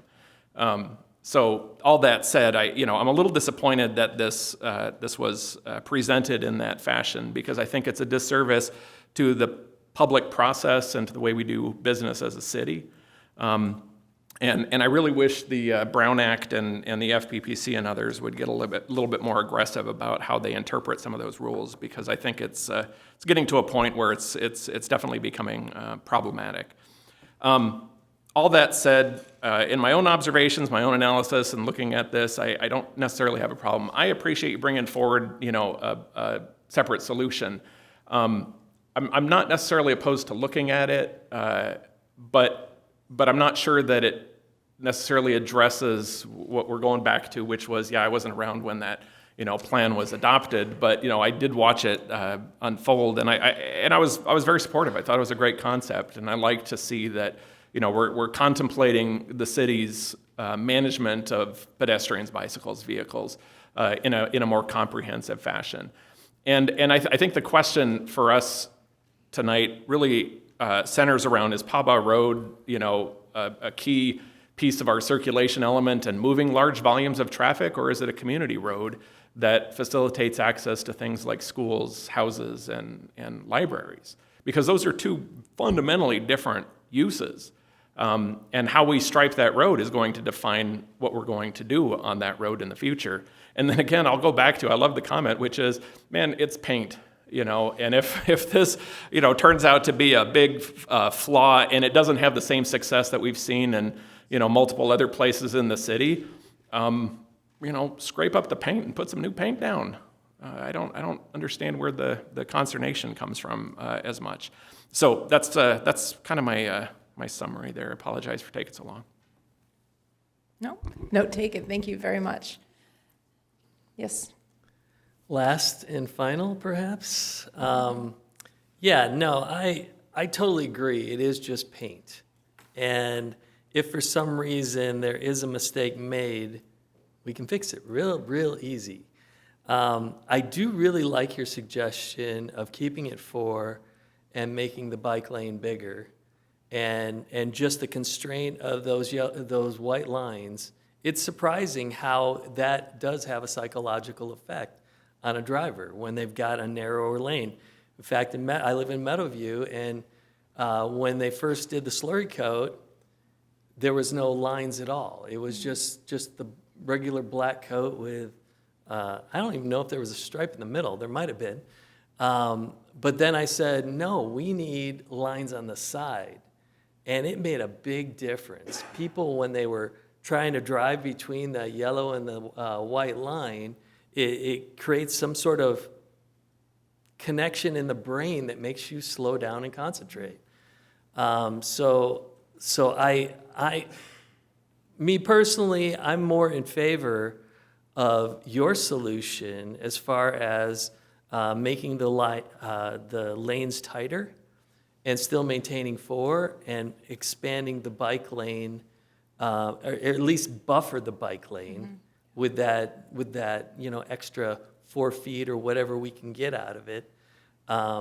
Because that, again, and even seeing that expanded bike lane buffer, again, triggers something in the brain to make you realize, hey, there's something going on right next to me. Whether there's someone in the lane or not, that striping, that heavy striping that literally is so obvious, it really does create that mental connection to, I need to watch what I'm doing here. So, I mean, I personally like your idea.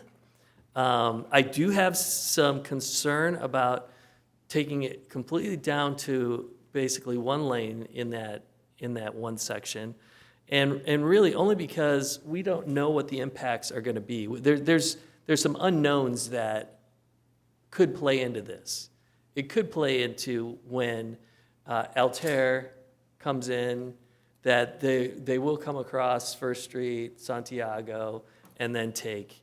They might not. They might go all the way to Rancho Vista. Who knows? So for me, I would rather side on, because I had some real consternation about doing the road diet in Red Hawk and then La Serena, and really it has worked beautifully. There really has been no issues at all as far as traffic concerns. So again, I'm kind of verklempt between these two ideas, and really for now, I would feel better, and I would vote for a 4-lane constrained, larger separation between the bike lane. And that also creates a buffer for the sidewalk that's right there too. So people who are on the sidewalk now has just that much more when someone's, and Matt is right, they're doing 60. They're not doing 52, so I totally get that. So again, if we're throwing out ideas, I like yours. So there we go. All right. Thank you for your comment. I think, Matt, Ron, you're next. Anybody else want to re-comment? 1 and 3, okay.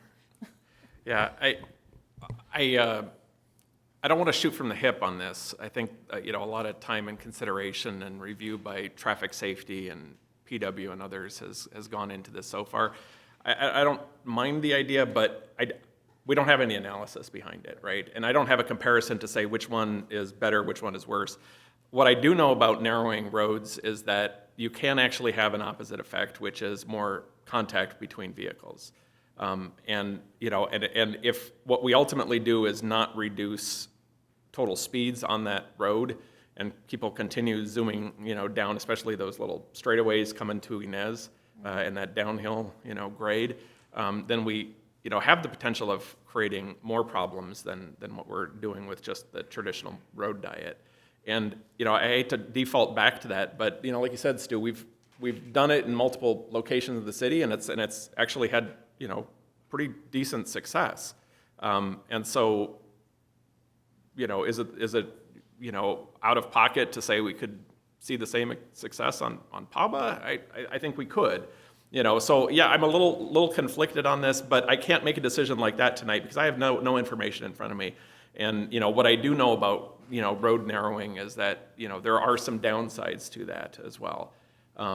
So, you know, so my preference would be, you know, just to move the item and see how the chips fall. If I can just, as we're moving down here this way, if I could just comment on this, just to kind of throw some out, because I hear you. And, you know, I look at that and saying, you know, side-by-side cars and, you know, will we have more accidents? But again, we do have that on Yanez and Temecula Parkway, like the 11-foot. So, and that's actually where they're suggesting to go is to 11 feet. So again, you know, if we're at paint right now, we can change it. But we do know, I remember coming in when, was it Greg Butler came in, and I first started learning about those road diets. And like, once you shrink those lanes, it does slow traffic down. Can we ever slow people down completely? No. And they're on schools. You know, I think sometimes, honestly, parents are the worst drivers. You know, they want to be safe for their kids, right? But they're trying to drop their kids off, kick them out, and get to work. So, you know, again, I think one of the people outside was like education. And so I think that's another piece where we're just going to have to educate. But I think also using that little monitor box. Ron, what do they call that white box?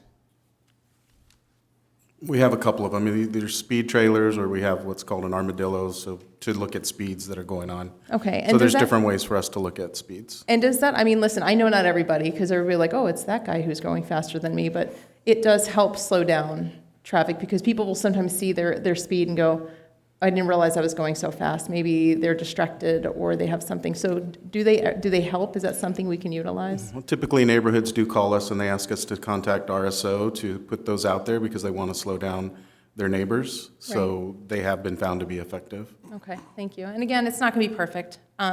Just trying to find that area where, I think as Stu, I think you mentioned, you know, as things are changing, we don't know exactly how that's going to change. And I think this is something that moves us into the direction that if we're going to go down to smaller lanes, it begins the process.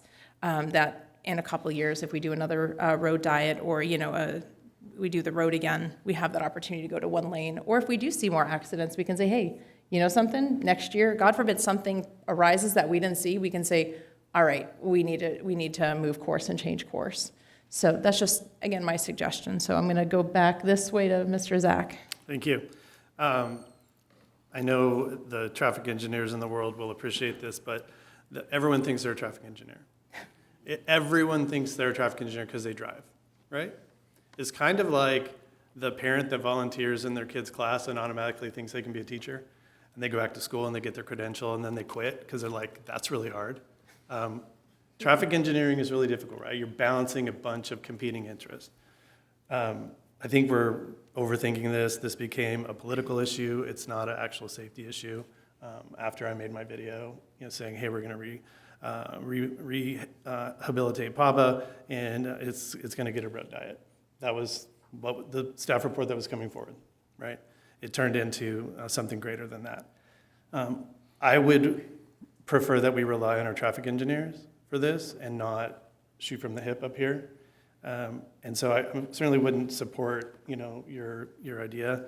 I think, you know, if we were to vote on that, we would just sort of be voting as like, maybe that's maybe a perceived happy medium for the folks that like, oh, don't want it, you know, changed, but we're still, you know, quote unquote, you know, trying to make it safer because we're narrowing the lanes and we're, you know, giving a buffer. Part of the issue is just the fact that there are two lanes where people can pass each other, right? And those passing movements, you see people passing in the right-hand lane because the person in the left-hand lane is going the speed limit, right? And then they pass them, right? So those, if you maintain the 4 lanes, you're going to still get that. The question is like, well, what happens beyond Margarita, right? It's 1 lane each way. It's functioning fine, right? It's 1 lane going east for a little while, and then it's just got a funky alignment. Like Rancho Vista is the same way, and I think like this is sort of like we're going to have this same conversation when we talk about Rancho Vista at some point, right? When we talk about these other streets, and if you know, if congestion and everything needs to be 4 lanes is sort of like where we're at. Like I would ask, well, why didn't we all scream and yell and make Nicholas Road 4 lanes? Why isn't that extension 4 lanes, right? We should have all been screaming, Nicholas Road needs to be 4 lanes, right? But it's not. It doesn't need to be. Everything doesn't need to be 4 lanes. And I would say, like, when you look at the traffic volumes, how many of those cars are people going to other cities? And we're going to prioritize them over people going that live in our city? And to your point, Mayor Pro Tem, like, some streets should function as a street. It shouldn't function as a road. It should function as a street. There's actual driveways on Paba Road. And they're exactly the same driveways on De Portola and Inez, which everyone up here has already sort of staked their claim that we're not going to widen De Portola, right? We've all said that at one point or another, right? That's not going to happen. It's the same thing. It's the same thing. So like when we get back, when we start to have that conversation about circulation, the volume on De Portola and Inez is significantly greater, and we're not talking about widening it, right? It's significantly greater on Santiago, and Santiago functions fine. Even in peak hours in the morning when people are dropping off their kids at school, it functions fine. Everything can function a little bit better, and on average, the systems is safer. More and more people will choose to ride, and now you're seeing more people walk around your neighborhood. We want people to get out, be active, want them to choose different things. We start making more of these connections like this, and maybe the doom and gloom won't materialize, right? So I say be bold and just do what we've done. We know it works. It's a good, solid staff recommendation. It's worked on La Serena. It's worked on Red Hawk. It's worked everywhere we've done it. It's going to work on Paba. So I say I will make the motion that we approve the item as is and let the chips fall where they may. Thank you, Mayor. Yeah, a lot to digest here. I'll just start from one of the last points you just hit on, talking about Yanez and Santiago. Yanez and Santiago, in my opinion, are completely different than Paba, and the residences on Paba are not similar to the residences on Yanez and Santiago. Those are specifically equestrian neighborhoods with horses there and horse trails there. There's no horse trail on Paba. There's no horses on Paba at all in those homes. And there are 6 homes with driveways on Paba, around 6. And there are over 60 on Yanez. So I would agree that Yanez is in my opinion, is not a road that should be widened. But they're also very different and they're utilized different. That is an equestrian neighborhood compared to Paba. That is not an equestrian road. In regards to traffic engineers, I completely have the utmost faith in our staff and traffic engineers. That is not what this is about. I personally, I've said it before, I read the analysis wrong when I saw 2017 to 2020. I personally read that wrong. I thought it went through 2020. And I take full responsibility for reading that wrong, and I should have clarified that with staff. So I take full responsibility for that. At the same time, traffic engineers in 2006, when it was widened to 4 lanes, that was their recommendation, right? Staff recommended at that time to widen it to 4 lanes. That was staff's recommendation. And then we could do what ifs all day, but what we are saying is that, hey, at that time, that's what staff projected based on the ADT that we would need 4 lanes. Case in point, now it's paint, it's policy. My favorite thing about paint and policy is their ability to be changed, right? I'm not saying that, hey, it's just paint. We can say, hey, it's just paint, just make it 2 lanes. We can also say, hey, it's just paint, just keep it 4 lanes, right? We can argue that all day because it's just paint, right? But we talk about the functionality of these roads, and we talk about the complete street policy, right? Policy is interpreted different by different council members. That is very clear up here, right? There's a policy. The policy is not always black and white and it has the ability to be interpreted. That is human analysis. That is the reason we are all representatives, and we all represent different districts in our city, and we represent different things and items, right? That complete street policy, in my opinion, the way the road is now is a reflection of that complete street policy. The way that it would be if we minimized it to 11 feet across, that is also with the complete street policy. We're putting an entire sidewalk. They're currently doing it on Paba to allow people to walk. We have a bike lane that allows people to bike. In my opinion, and with this buffer that we could put in or not put in or keep it the exact same, which I'm not opposed to, it still allows for those. Yes, there is the perception of safety versus safety, and that's why that data that I asked for would be important. How many vehicle accidents have included pedestrians? How many of them have included bikes? Is this truly broken? Is this road broken? In my opinion, it's not broken. So why are we fixing it if it's not broken? But again, personal opinion based on policy that I interpret. A few things I want to hit on. I'm not going to put Battalion Chief on the spot here, but he talked about LAFD in a red lane.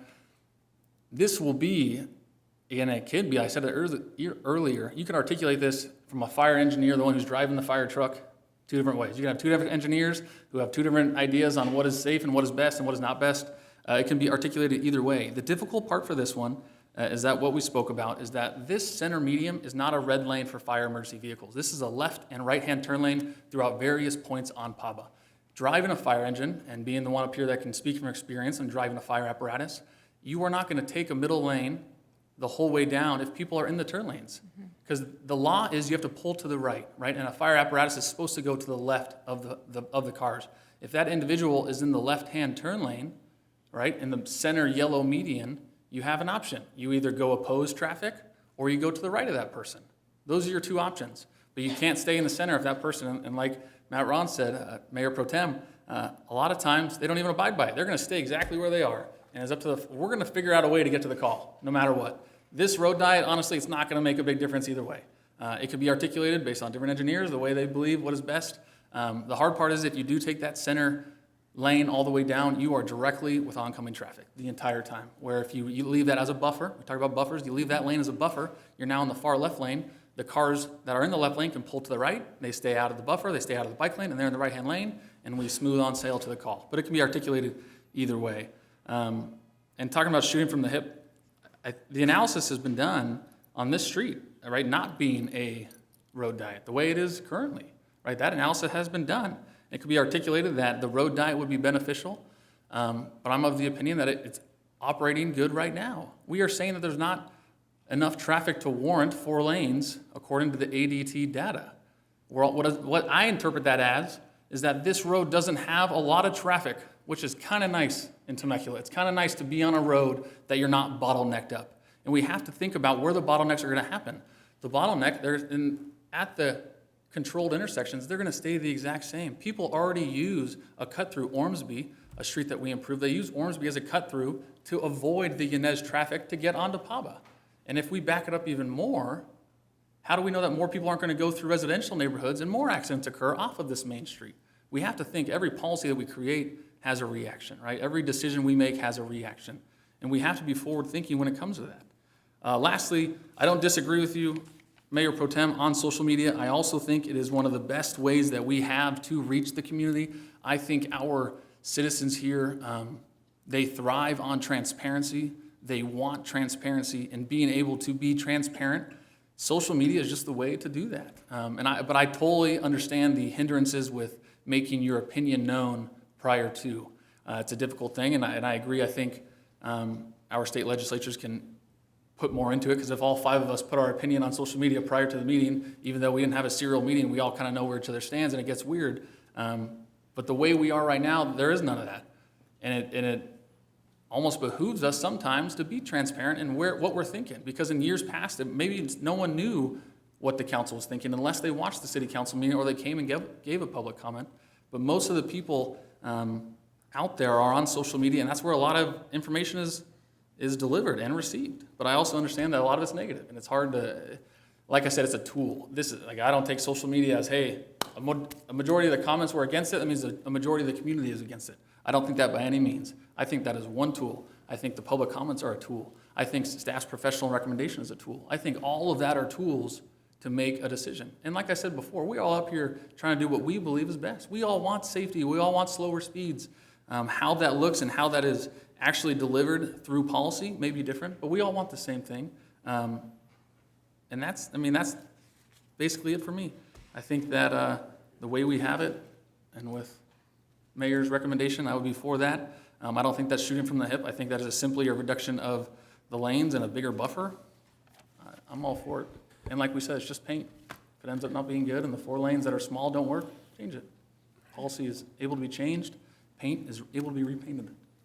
Well, thank you, Mayor. Madam Mayor, can I jump in? I know there's a motion on the table, but before you vote on that, there's one pretty important piece to this agenda item that we haven't really acknowledged, and I think it's something that we all agree on. And this agenda item also comes with seeking approval from the City Council that Paba Road needs a rehab.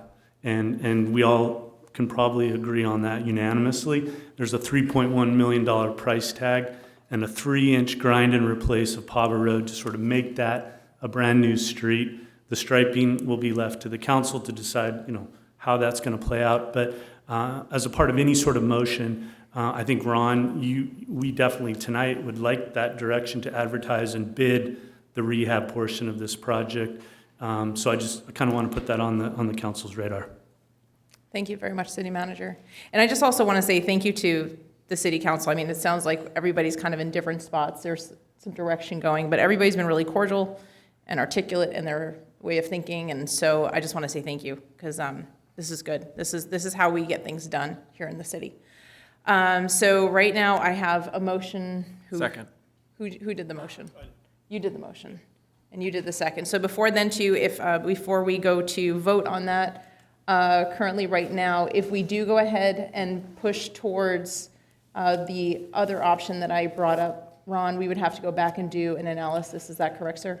Yeah, we don't have a cross-section right now for any other option than the road diet. And currently, what we are asking for is approval of the rehab project along with this road diet striping plan. So that's the current staff recommendation. So if I'm going to look at staff, do we need to take this into two parts? Number one, to do the pavement, and number two, to do the restriping, maybe we'll see how things go motion-wise. Well, so I can go ahead and clarify. The motion by Councilmember Schwenk, unless I'm mistaken, is the original all staff recommendation as proposed, and that is also Councilmember Ron's second. Okay, all right. So let's vote on that motion. Mayor? Oh, yes. Just one point while we're voting, I just wanted to hit on, we did have that recent tragic accident of a TVHS school member, and our hearts go out to the family. But I want to be very clear that that accident did not happen on the section that we are discussing here tonight. Very good. Thank you very much. Thank you. All right, so we'll vote on this first motion. Let's see how it goes. And this is going to be to bring it into one lane, is that correct? That is correct. It's the current configuration that Nick brought to the council. All right, thank you very much.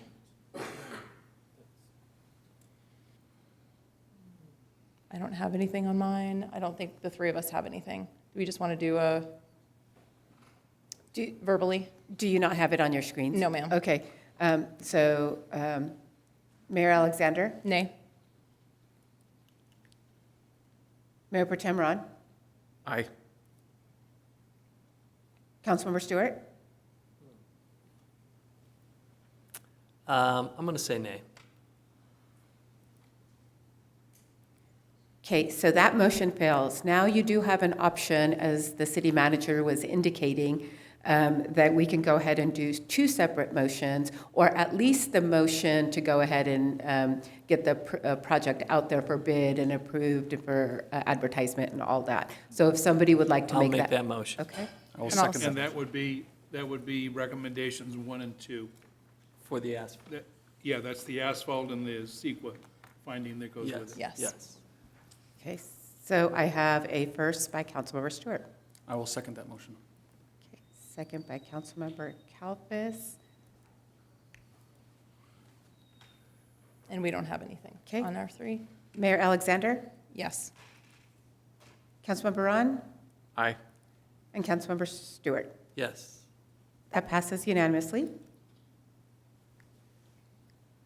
Now you can provide any other direction or motions as you wish. Okay, so I would ask for a motion for a analysis on reconfiguring it to 11 feet across with increasing the buffer or the bike lane according to a new study done by Public Works.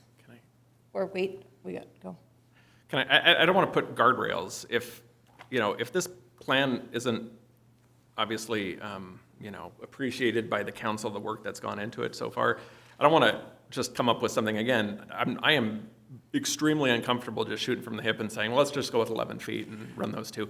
I'd much rather see sort of a professional side of this saying, give us other alternatives. It may include that, it may not. I don't know exactly what your professional opinions are on this or what, codes and laws and regulations and all that will constrain or not constrain this. So I'd like to see them just maybe have more flexibility in coming up with alternative solutions.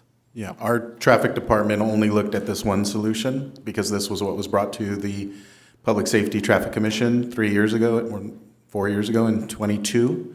So therefore, we would appreciate more of a motion that states that we are going to restudy the corridor and look at possible other alternatives.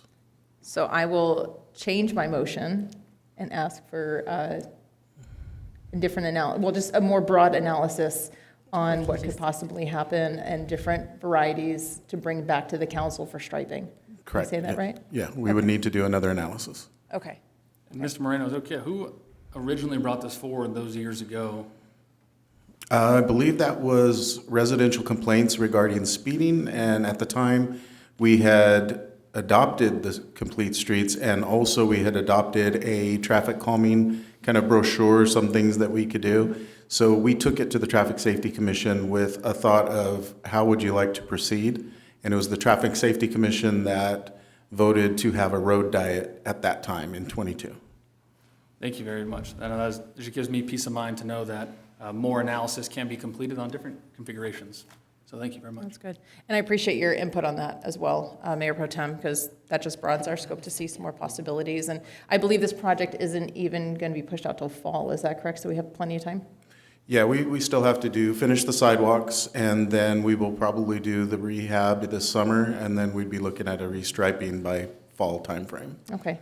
And really, I think what I'm hearing also from our city manager as well is the fact that what a great opportunity for this part to be done. I mean, I know I've gone down there, and to have all those sidewalks completed and this area is just going to really be a good benefit for the entire community and residents. So that's just an applause in itself. I just believe the striping thing is just a very small portion of what really the good work that's been done. So I'd like to push that forward as a motion. I'll second. Okay. And let's go ahead and vote. I'm sorry, who was the second? Stu. Stu. And just to clarify for the record, the second motion was to go ahead and have staff restudy the corridor and bring back its findings to the council. Yes, ma'am.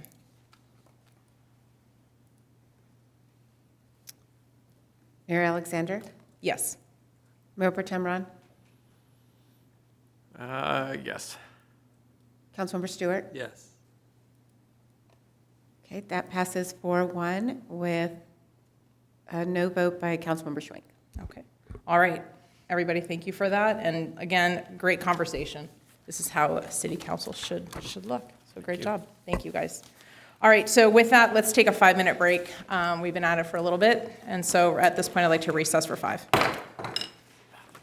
That's what I'm saying.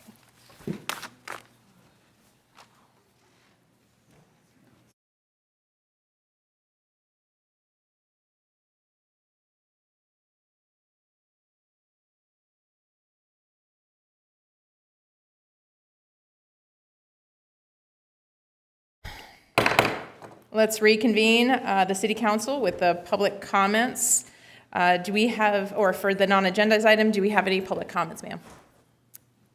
Yes, we do have several public comments on non-agendized items. The first speaker, and each speaker has 3 minutes. The additional rules are printed in the agenda. The first speaker is Drew Davis, to be followed by Jackie Steed.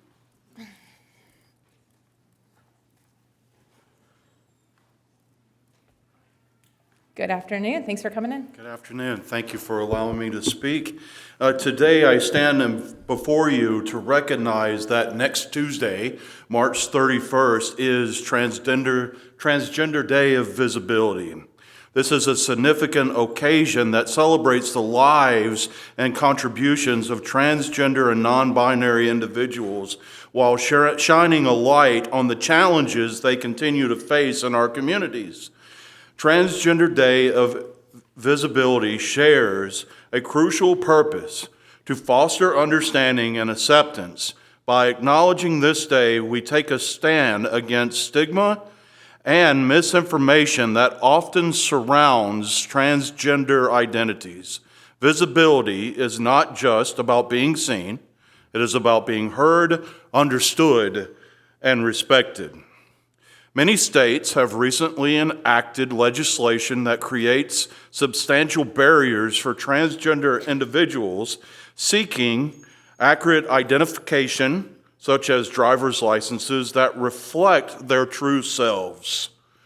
This is not merely a legal issue, it is a matter of dignity and safety. Unfortunately, this issue is not isolated. Many states are grappling with similar challenges that affect the everyday lives of transgender individuals. Moreover, we cannot overlook the troubling trend of states enacting laws that deny or restrict access to gender-affirming health care. This denial of care has serious consequences, impacting the mental and physical well-being of those in our communities. Access to affirming care is not just a health care issue, it is a human rights issue. Statistics reveal that transgender individuals experience higher rates of mental health challenges and suicide compared to those cisgendered counterparts, often due to social rejection and the lack of support. Days like Transgender Day of Visibility encourage allyship and advocacy, promoting communities to unite and support for our transgender siblings. In recognition of this important day, I would like to invite you and anyone that's interested on March 31st at 6 p.m. to come to Temecula United Methodist Church. We will be holding an event to honor our transgender community and provide a space of dialogue, support, and solidarity. Thank you for the work that you do for this community. I watched it in your last conversation. Please come to events like this so that you can hear other conversations that are taking place so that we can care for all of our citizens in Temecula. Thank you. Thank you for coming in. Next speaker is Jackie Steed, to be followed by John Pollock. Good afternoon, Ms. Steed. Thank you for being so patient. I was going to say good afternoon, but I can almost say good evening. Good evening, Mayor, City Council members, and also City staff. I'm here today to recognize Women's History Month. I would like to share a moment to honor a group whose contributions are woven deeply into the fabric of this nation, Irish immigrant women.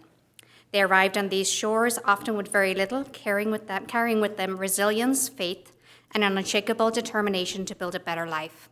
Through hardship and uncertainty, they became the quiet architects of communities across America, raising families, strengthening neighborhoods, and shaping the values we hold dear today.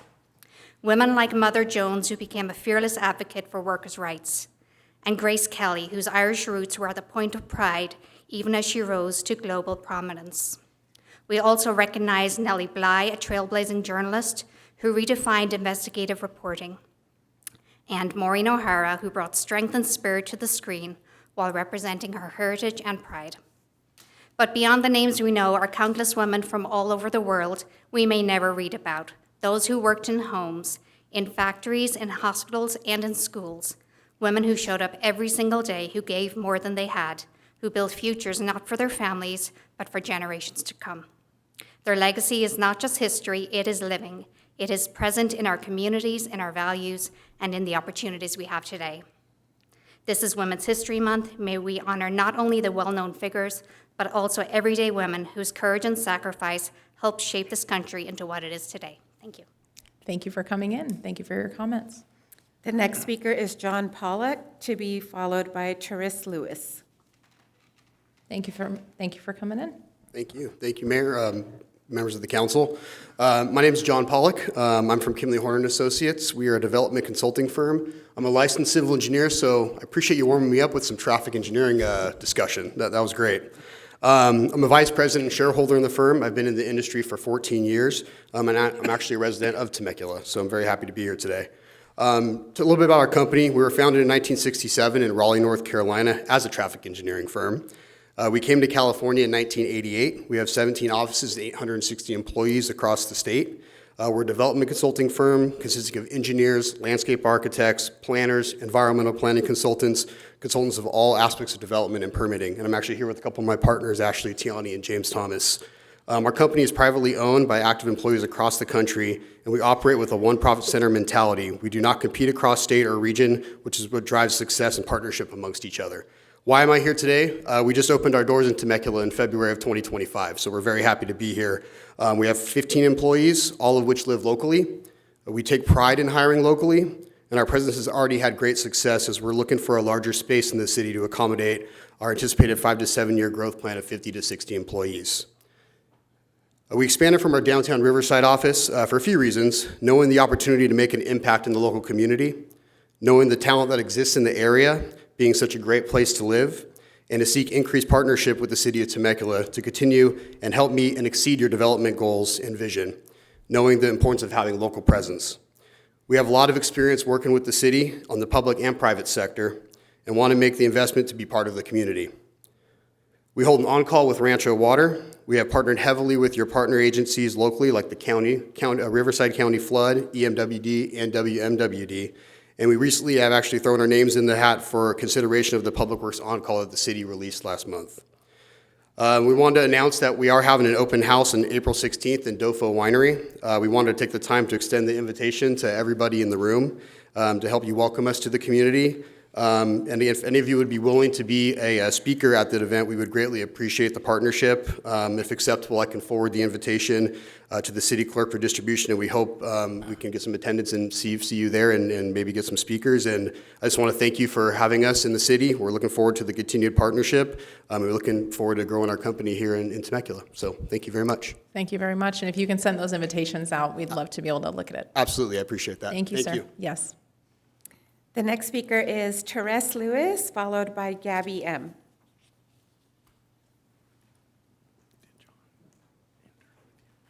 I think it's official. Good evening. It is. Good evening, Mayor Alexander. Good evening, council members, and good evening, staff. My name is Therese Lewis, and I am the Executive and Clinical Director for the Empowerment Center. We have been serving our community right here in our beautiful city of Temecula for over 25 years. I'm here today with a very simple request, which is that the city of Temecula, along with the SBDC, the ERC, and the Cal State University San Bernardino, cease and desist in their efforts to stop our state-funded workforce development program from operating out of the TVE2 building, and allow our program to continue operating in this publicly funded building that was designed for this exact purpose. Our program serves vulnerable populations, the very same groups that Temecula and the SBDC have been tasked with serving, including veterans, youth, indigenous community members, and individuals with disabilities. These people are those who rely on access to spaces like TVE2 to build their lives, have access to the workforce, enter the workforce, and receive wellness and entrepreneurial training. We were invited into TVE2 to run this programming, and we did it well. We have operated safely without incident, hosted multiple graduations, graduating over 150 individuals from the TVE2 space alone. Not only that, we helped validate the SBDC's program. Our outcomes, our data, and our participant success stories were strong enough to be used in their own materials to support continued funding. And now that their funding is secure, they are trying to remove us. They have locked, literally, doors and access to public shared spaces in the ERC, shut off badge access and prohibited access, and disrupted services to participants and stakeholders alike. Not because we failed, not because we did anything wrong, but because we asked questions. We asked for basic governance. We asked for criteria to operate in the space. What policies determine who stays and who goes? What is the standard? We've asked repeatedly and have received no answers. Instead, our request for administrative and governance oversight was ignored and met with a reframe as a legal tenancy issue. We are asking that you all stop reframing the issue that is administrative and governance as a legal matter, because it is not. TVE2 is a publicly funded building intended to serve the public, especially these vulnerable populations. Our workforce development program, serving the very people who this space was created for, is attempting to be pushed out. We are asking to continue serving this community, including having access to evenings and weekends so that the working families and youth can participate in the programming. And we are asking that our May 1st graduation be allowed to take place in the space where this work has been built. And that's your which time, has ma'am. also been denied. We Thank have you, over ma'am. 80 participants waiting, and we hope that we can work together as the entities to keep it going. The Thank next you. speaker is Gabby M., to be followed by Denise Wilson. Good evening, Miss Gabby. Thank you for coming in. Thank you. I'm gonna set this up here.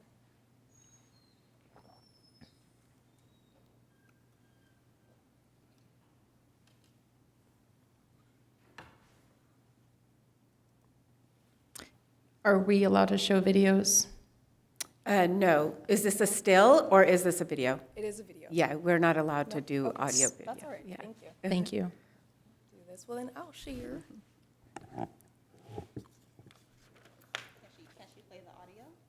No, unfortunately, we No. cannot do that either. Oh, okay. Yes, but thank you. Well, good evening, Mayor and council members. My name is Gabrielle, and thank you for the opportunity to speak with you this evening. I wanted to share with you a little bit about myself and my experience here in Temecula. My family and I are proud graduates of Temecula schools. My two older siblings both graduated from TVHS, and myself and my closest sibling went to Great Oak High School, myself with AP and IB level courses and club leadership. Go Wolfpack. I wanted to share that after I graduated, I earned my degree in sociology, and like a lot of young adults here, especially in the city, I reached a point where I had to decide where I was going to build my future. I wanted to continue my education and find a real pathway to employment here in the city where I was raised. That pathway became possible through the Empowerment Center's Community Health Worker Academy. Through this program, I earned a state-recognized certification as a community health worker to stack alongside my sociology degree. But in addition to the certificate, I gained the life skills, the professional development, and the character development. It gave me both the tools and the structure that I needed to grow, both personally and professionally, and to move forward for my life with purpose. And the impact has been real, alongside a lot of the other youth that I would have liked to show you in the video and share their stories. But since joining the academy, I was promoted twice in my career. I came in as an entry-level office associate and was promoted up to corporate customer support as a resolution specialist. And the professional coaching and communication skills came from the Empowerment Center's Community Health Worker Academy. And let me tell you, it is kind of scary as a young person when I was 18 and learning how to call someone who is 3 times my age by their first name and not Mr. and Mrs., and then to be able to now grow and coach an entire organization on KPIs and OKRs at that time when I was 22, to be able to advocate for myself and be able to advance in my career in a completely new environment, these are the skills that I will thank the Empowerment Center for. But this isn't just about myself. There are young people like myself who want to stay, live, work, and be a part of this community here, and not just leave to go to college. But what we need are the strong, credible workforce development opportunities that make that possible to enter the workforce here in Temecula. And the Community Health Worker Academy is doing exactly that. They're building a skilled local workforce with pathways to career advancement while empowering the youth to give back to the communities that raised them right here in Temecula. So I thank you, and I respectfully encourage you to continue supporting programs like the Empowerment Center's Community Health Worker Academy, which is creating real-time opportunities for the youth and young adults right here at home. Thank you. Thank you for your testimony. I appreciate it. All right. The next speaker is Denise Wilson, to be followed by Crystal Pastorian. Come on down, Miss Denise. Good evening. Good to see you. Good evening. It's good to see you guys also. So good afternoon. Well, it was afternoon when we first started this meeting. So good evening, everyone. Mayor, city council members, staff, guests, and my fellow commissioners. In honor of Women's Health Month, we gather not only to celebrate the extraordinary achievement of women throughout our nation's history, but also to recognize the powerful impact of women right here in the city of Temecula.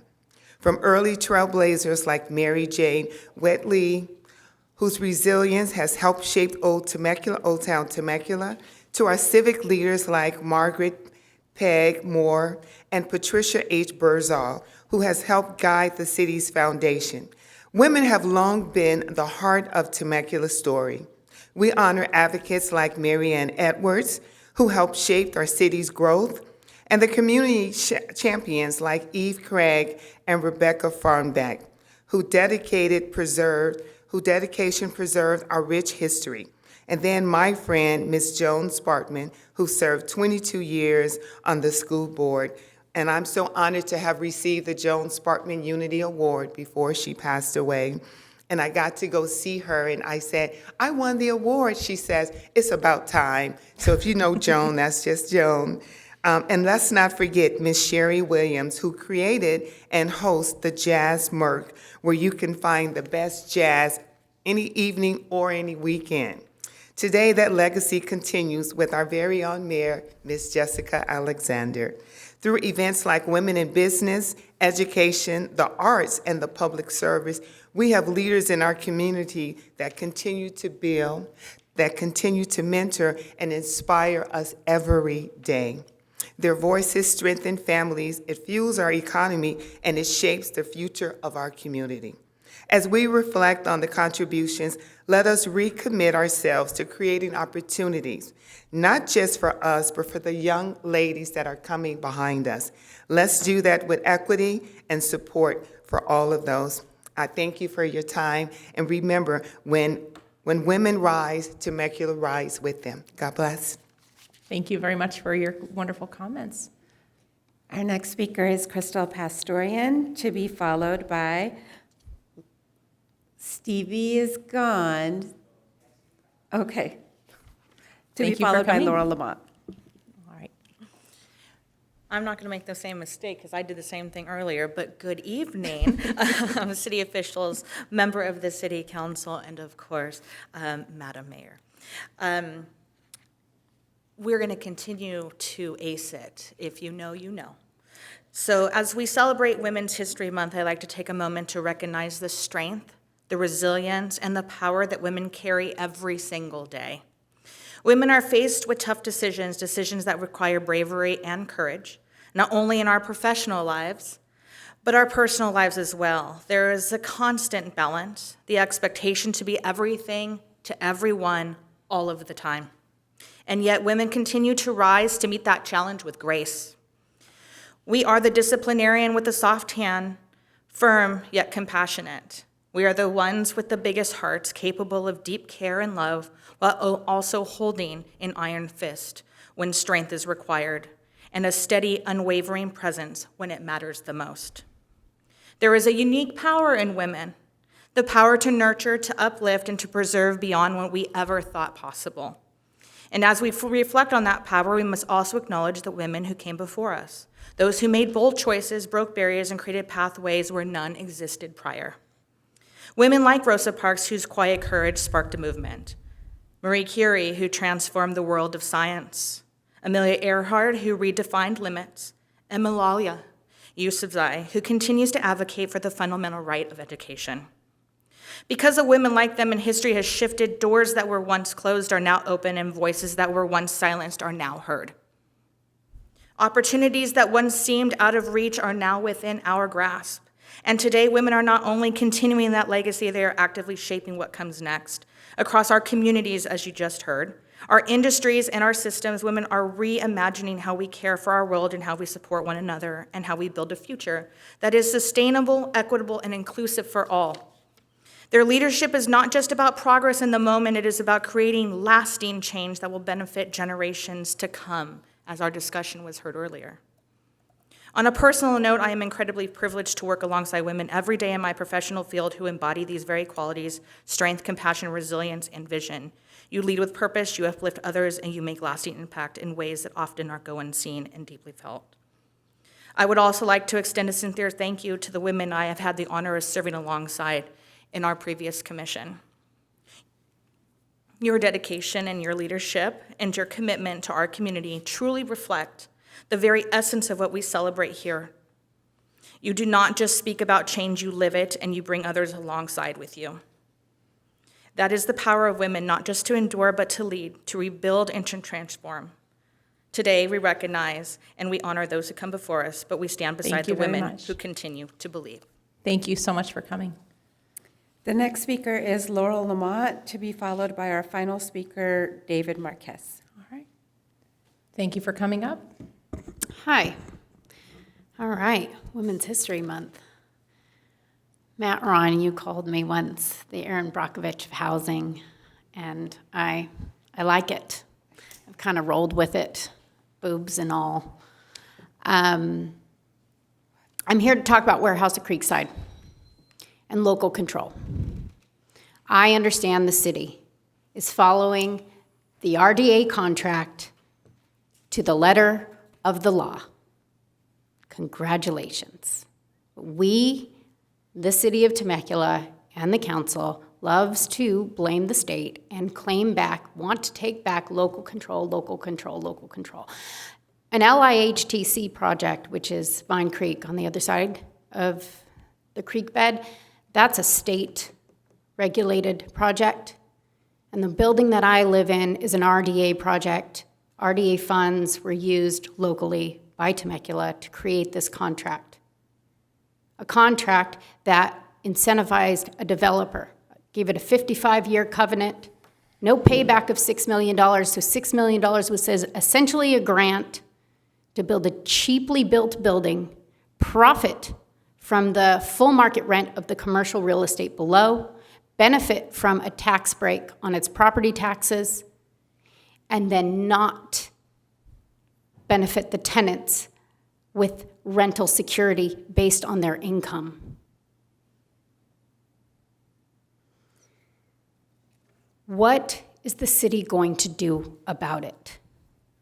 Now that we know better, now that we are the wiser, what are you going to do to renegotiate that contract to protect the tenants? The city sent me a formal letter talking about how my son and his income should be accounted for. I didn't produce a child to raise him to help support me. I raised a son so that he could go off to college and become independent. So if my housing security is based on his income, then that's not really housing security. That $6 million was supposed to provide workforce housing security. There's no security in this lived experience here.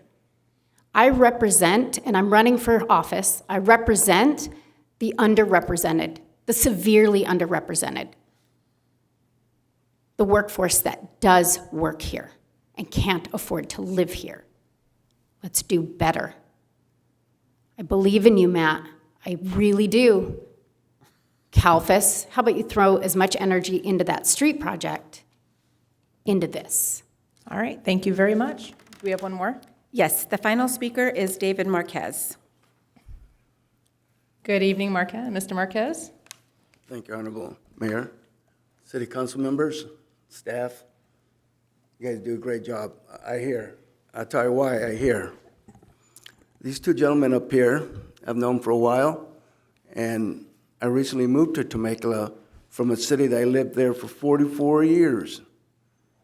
I used to sit up there, not in this facility, but in another facility for many years as an elected official. So I want to thank these two guys for telling me to come to Temecula and live out the rest of my life here, which I'm going to. One good thing about it is this. Before I moved here, I was a beer drinker.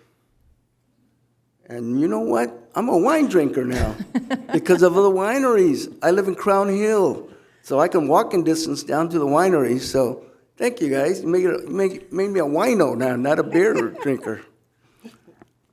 But I'm here to introduce myself. I got to meet my council member. We just had a brief discussion before we resumed. But one thing that I was noticing here, and I'm not going to put my hat on that I used to wear, but I'm speaking as a resident now, I guess. Kind of different. It's kind of funny because I'm not hearing from the residents. Anyways, we were talking briefly. I approved, Mayor, about your widening, narrowing your lanes. Yes, sir. It's a great idea. I think it is. From the city that I'm from, well, we don't have too many main thoroughways that have single lanes. They're usually 2 lanes, 4 lanes.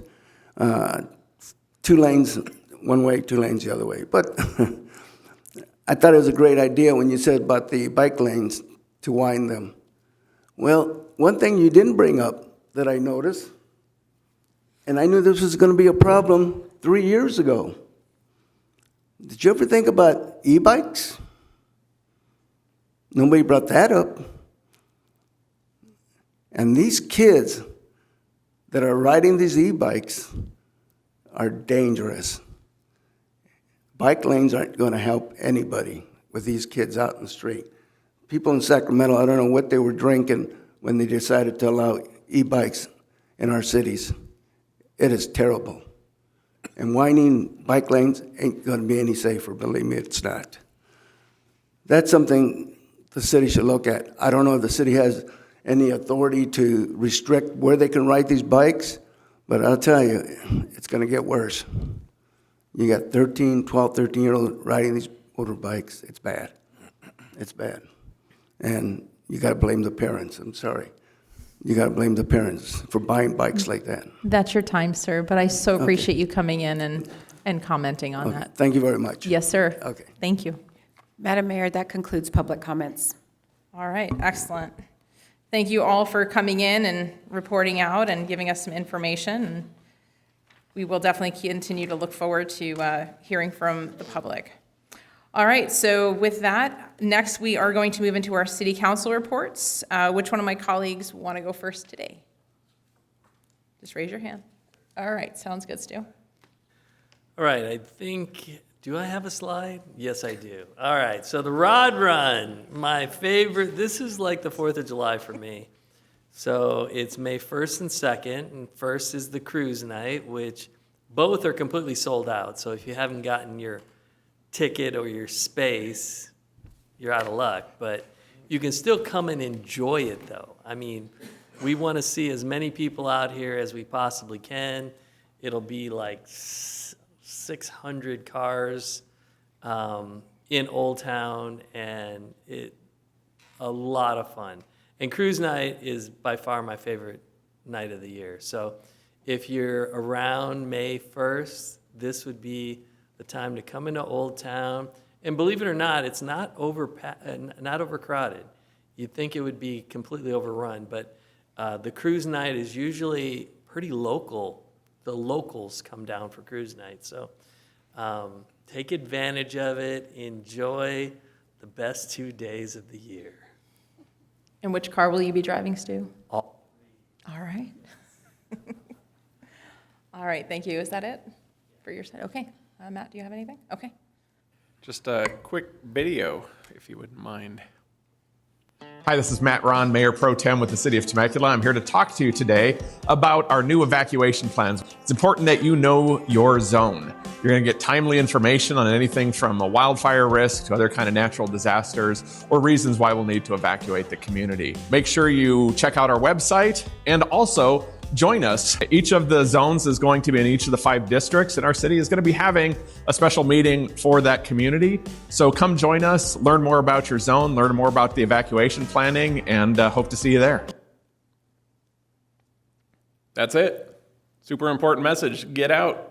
Know your zone. We've spent a lot of time on this, and I'm thrilled to see the city is moving forward with this. Great job. So we have cars, we have fire. You have nothing from you, Zach? All right, Mr. Brendan? I just have one thing, no slide. First, Mayor Pro Tem, love the shirt in that video. That's what I said. I can always count on you to have awesome attire. And I just, as council members, we receive updates from our RSO and our fire chief that a lot of the public doesn't see. And there's a lot of tragic things that happen in our city weekly. And I just want to say that our hearts go out to the families that either involved in the traffic accident that occurred in front of TVHS or another incident that occurred over in the Paseo del Sol area. Our hearts are with you. And they're also with our first responders. You know, they are the ones that respond to these calls on a daily basis. So I just want to take a moment to thank you, Battalion Chief, if you can tell your men and women as well as Lieutenant and Deputy Jen back there. We understand how difficult that can be, and the things that you deal with on a daily basis is not easy. So we appreciate everything that you do. And I believe, hopefully, Mayor is going to hit on the Fire Family event that she stopped by. But We're going to hold off till Crater comes back. All right, got it. So. Yep. But events like that, and she'll hit on it when he comes back, our fire chief, but events like that really bring the fire family together, and it's a mental health retreat almost for our firefighters. So thank you for all you do. It does not go unnoticed. That is all. Thank you. All right. I have one thing to share for today, and it actually came and stemmed from our last city council meeting. So I want to say thank you very much to Jeff Kingsburg, and I apologize, I got your name wrong last time. So I want to I think we spoke about that. So I want to move forward because he did remind me that we had a lot of busyness going on between going to DC. There's a lot of moving parts, and I didn't get an opportunity yet to be able to talk about these roundtables. So I wanted to bring this to light to allow people to understand what is a roundtable? What is the mayor's roundtable? So when I sat down with staff, we had talked about doing coffee with the mayor. That's kind of the thing that everybody does. And my biggest thing was, okay, that's awesome and something we've always done, but I'm kind of an out-of-the-box thinker a lot of times. And I wanted to have something that may have a little bit more of an opportunity for people to have more say in our city and be a little bit more meaningful and maybe have a little bit more direction. I think of things, sometimes there's a wildfire and everybody throws things out. I like to have a very controlled fire when things are going, and let's get things done. So if we can go to the next slide, please. So one of those things, and part of that, one of the things I've been coming up with is community serving community. And this is the theme that I am running with, and Temecula together. So when we bring these two together, it's like, how as a community do we get input? How do we as a community get to serve each other, work together, and be able to really build up our community on the way that we see fit for everyone? So this is the area and the idea of how we're moving forward with these roundtables. Okay, if I can get the next slide, please. So the purpose, what is the purpose of these? So it's to gather feedback from community stakeholders regarding the following needs and topics in Temecula. So one of the things, the way I look at it, everybody's a stakeholder. There's not one individual more important than another. Everybody has different perspectives. And so I wanted to make sure we hit a broad perspective of different people, maybe individuals realistically that do not have an opportunity to come to the council. I think of being a mom, right, of 5 kids. I know a lot of moms and dads out there that are just trying to survive being a taxi driver. So they can't always get to the council, and sometimes they don't know what's going on. So I wanted to get different feedbacks, and we're going to see at the end the different groups that I'm connecting with. But we're talking about different areas and needs of food pantries, shelters, clothing, domestic violence support, active military, including spouses with deployed service members, that a lot of that is getting brought up, veterans, seniors, special needs, underprivileged children, business community, first responders and public safety, youth in high school, young adults, and next generation. And this is the feedback, the individuals of where we're really aiming for. Okay, next slide, please. So looking at that as of right now, hold on, sorry, there we go.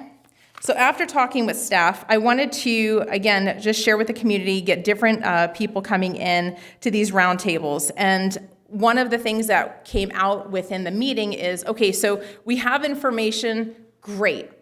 What do I do with it? You know, we can always try new things, but we can always get information from the public as well through emails. But one of the things with this is I wanted to just not make sure that these people had an advantage over somebody else in the GPAC. But the point of this is just being another stakeholder like any other individual, but giving somebody an opportunity to come to the table. Maybe somebody, we just had a small, we just ended up doing the roundtable for nonprofits. We know a lot of the bigger nonprofits always have the voice at the table. I wanted to connect with nonprofits that may have never really been heard of very, very often, or maybe they just have a different specific niche. So I want to make sure that we're arranging an opportunity through staff to be able to get a variety of people at the table that may have never had that opportunity. Okay, next slide, please. So just some of the considerations. that we're looking at, and we have pretty much a lot of the same questions that we're asking, but the considerations on who we serve or representatives, the needs and the topics in Temecula below. And then we go to whose perspectives are not often heard in the City Hall. So again, same thing I just reiterated. City staff is in the process of creating 6 roundtables for the mayor to host. The first one we just did last month in February was the nonprofit charitable organizations. And I want to tell you, if I can tell everybody here, which was so incredible, whether you're here, I think the 5 or 6 of us that are here, and the people online, the really neat thing with this is we got to watch organically how networking happened. You know, I had an idea that people are going to connect, but I didn't realize to what degree. And we saw people and nonprofits connecting in ways they're like, oh, I didn't know you did that. Oh, I didn't know you did that. And all of a sudden, organically, our entire nonprofit of, I think it was about 12 different nonprofits, came together and shared information. And it just strengthened our community because of one roundtable, because of conversations and questions that I just asked them and they gave information to us. So the next one for April is going to be our faith-based, all faiths, interfaith council, etc. Number 3, we have businesses. I want to get a variety, big, small, new, old, various types that the city staff is going to be picking out and working with the chamber with. I also wanted to reach out to veterans, military and veterans, and not just them because we get a lot of input, but what about the spouses? What about the kids? How often are we connecting with them? So again, bringing them to the table. Our first responders. I want to find out more about them. Here in Temecula, how are they being affected? How can we help them? And so those are the questions. And 6, we cannot forget about our youth. We always talk about here in the city of Temecula that we want to make sure that our youth stays here. We want to keep them so that way their family comes back. So if they go out to college, I'm hoping to bring them back or go to MSJC and get their 2 or 4 year degree there and stay here in Temecula. So what are they needing? And again, going back to all those needs and topics on the bottom there, this is the goal, to reach out to all, and I only had so many that I could do.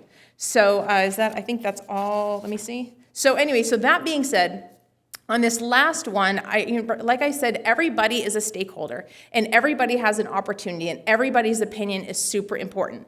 So I want to encourage the residents to be able to go to the City of Temecula. You can go to this website, as you see it here. I don't need to read it off, but go there and put in your comments, because everybody's comment and their understanding of what they're wanting needs to be heard.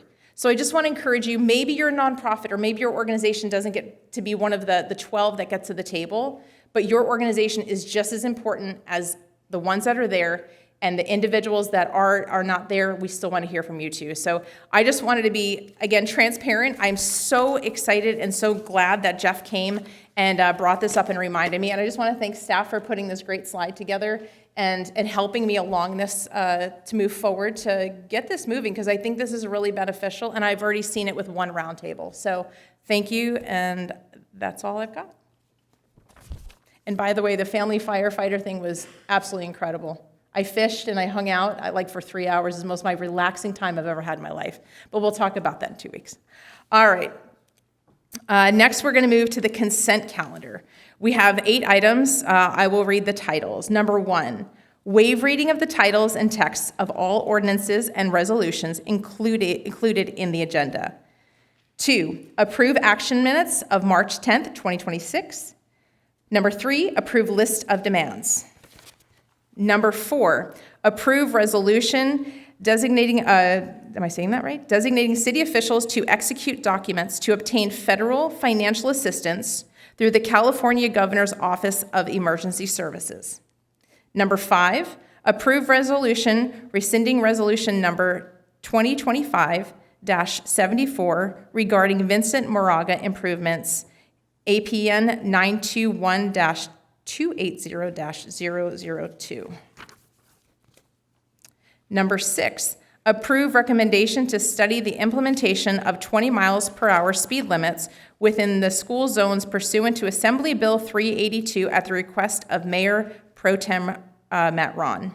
Number 7, accept improvements and file notice of completion for citywide concrete repairs fiscal year 2024 through 25, PW 24-06. And number 8, receive and file temporary street closures for 2026 spring events. If any of my colleagues would like to pull or make a comment to any of those. Move approval. Second. I'd like to comment on number 6. Okay, so let's go ahead and we have 2 motions, so let's go ahead and vote, and then we will come back and listen to the comment. Is that sound good? All right, let's do it. Oh, we have 2 comments, one from Mayor Pro Tem Matt Ron and one from City Council Member Zach Schwenk. Okay, that motion passes 5-0. Let's go back to the comment. Let's first start with you, Mayor Pro Tem. Yeah, just on item number 6, I appreciate council approving this item. It was discussed some earlier today about the sort of tragic accident that had occurred not too long ago. It's unfortunate because I'd brought this item forward a while ago and had the discussion as soon as we were able to. The state allows us to now, move our speed limits to 20 miles an hour without a traffic study and so forth. That, on the heels of that, we had a tragedy in Temecula.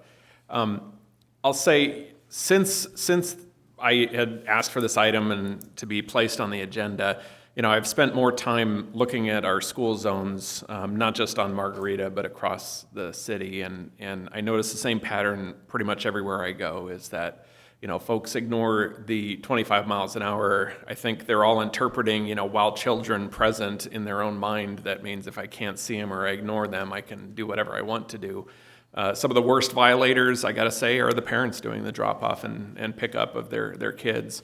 And as mentioned earlier with the e-bikes, that's significantly complicated traffic patterns and risk in those areas while children are at sort of that surge capacity. I'm hoping that we can move this thing forward fairly rapidly, and also in that conversation discuss sort of new signage, more aggressive outreach and communications with residents, adjusting any of the ordinances we may need to regarding that, while children present sort of thing. And then really, hopefully sooner than later, working with the Sheriff's Department to ramp up enforcement at the schools. Hopefully before we even get through this phase, let's just see if we can't talk to them about, implementing something a little bit more aggressive here, because I think it's unfortunate that these events occurred, but it highlighted the need. And I just also wanted to end by saying I appreciate the outreach from our school board members. We didn't do this in absence of you. We had to get through this step so we can start the conversation with the schools and other folks and start to, make sure that the subcommittee on schools and all that here in town is able to coordinate a little bit better on this topic. So just appreciate the support on this issue. Thank you. No, that's great, and we're glad you brought this up. This is a great agenda item. Yes, sir? Yeah, thank you very much, Madam Mayor. My question was related to timing, and Mayor Pro Tem, you brought that up, like moving it forward quickly. I'd like to just ask our city manager, what's the expectation on when we would see this back? Because much like Mayor Pro Tem Ron, I'd like to see this sooner than later. I think, and then secondly, I think we have a broader conversation too about some intersection designs and things like that are unrelated to this, but there's a larger question here. But this is just the first step. So I'm just curious on timing. I'm going to let Ron, this is going to fall on his shop in traffic engineering, and I believe what's proposed in the staff report is that we do this in-house versus contracting it out. So maybe there's some greater control in trying to expedite this as quickly as possible. But Ron, do you want to speak to timing? Yeah, what we had hoped to do is get costs, get an analysis. We have a lot of schools here in Temecula, and get a full list of what's going to have to be done and get a cost over to the city manager. So I would bring it back to the city manager probably within about 2 to 3 weeks with a costing, and then he'll direct me how we're going to bring it to council. So I'm hoping this definitely comes back before the end of the school year. That's what I would like. And on this topic, and I got an email today actually from the school board.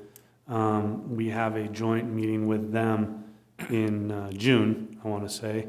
And one of the school board members that's part of this subcommittee meeting asked that this be put on the agenda. So I don't know if it was coincidence, but it's the exact same thing that will be added to that agenda for the conversation with the subset of the city council and the subset of the school board, like mid-June. So, but we might have some stuff to talk about before then, so. Okay. Thank you. I was just hoping we'd get to it before, we get budget workshop and we can talk about what we want to do next fiscal year. And I know there is a monetary cost to the signage and everything. So again, sooner than later, this is important. All right. Well, thank you to my colleagues. All right. So at this point, I'm going to recess the City Council meeting to the scheduled meeting of the Temecula Community Services District, the successor agency to the Temecula Redevelopment Agency, the Temecula Housing Authority, and/or the Temecula Public Financing Authority. Take it away, Mr. City Council Member Stu. And I will call to order the Temecula Community Service District. Madam Secretary, please know we're all still here. Any public comments? None. So we just have the consent calendar, which is item number 9, approve action minutes of March 10th, 2026. And item number 10, approve agreement with Vision One Inc. DBA Acesso for theater ticketing software. Move approval. Second. It's been moved and seconded. Please vote.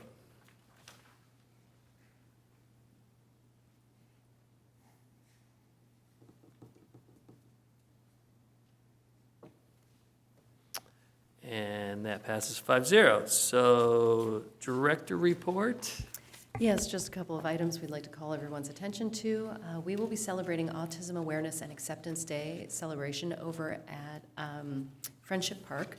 We'll be providing resources, information, and community support. That's Wednesday, April 1st at 4 p.m. In conjunction with that event, we will also be lighting up City Hall, as we traditionally do for Autism Awareness, lighting it up blue and yellow.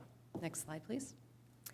And then we're changing up the teen egg hunt a little bit this year. In the past, we've done a traditional teen egg hunt, and those teens find the eggs within about 30 seconds, and not a lot of fun.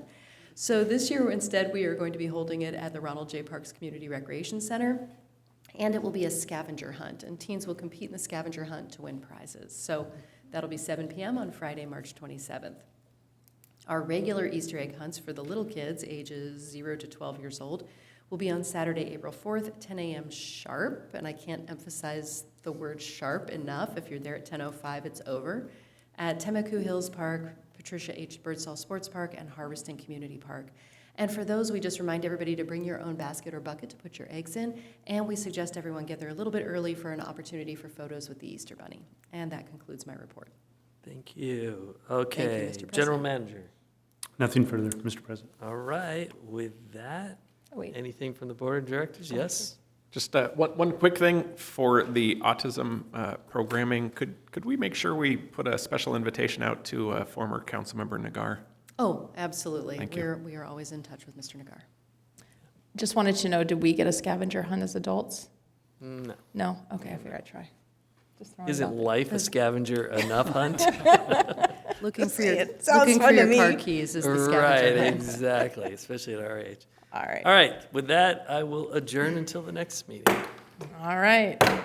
Since there are no other meetings, we will reconvene to the Temecula City Council meeting. Let me see. We're going to move into the public hearing. We have 2 items today.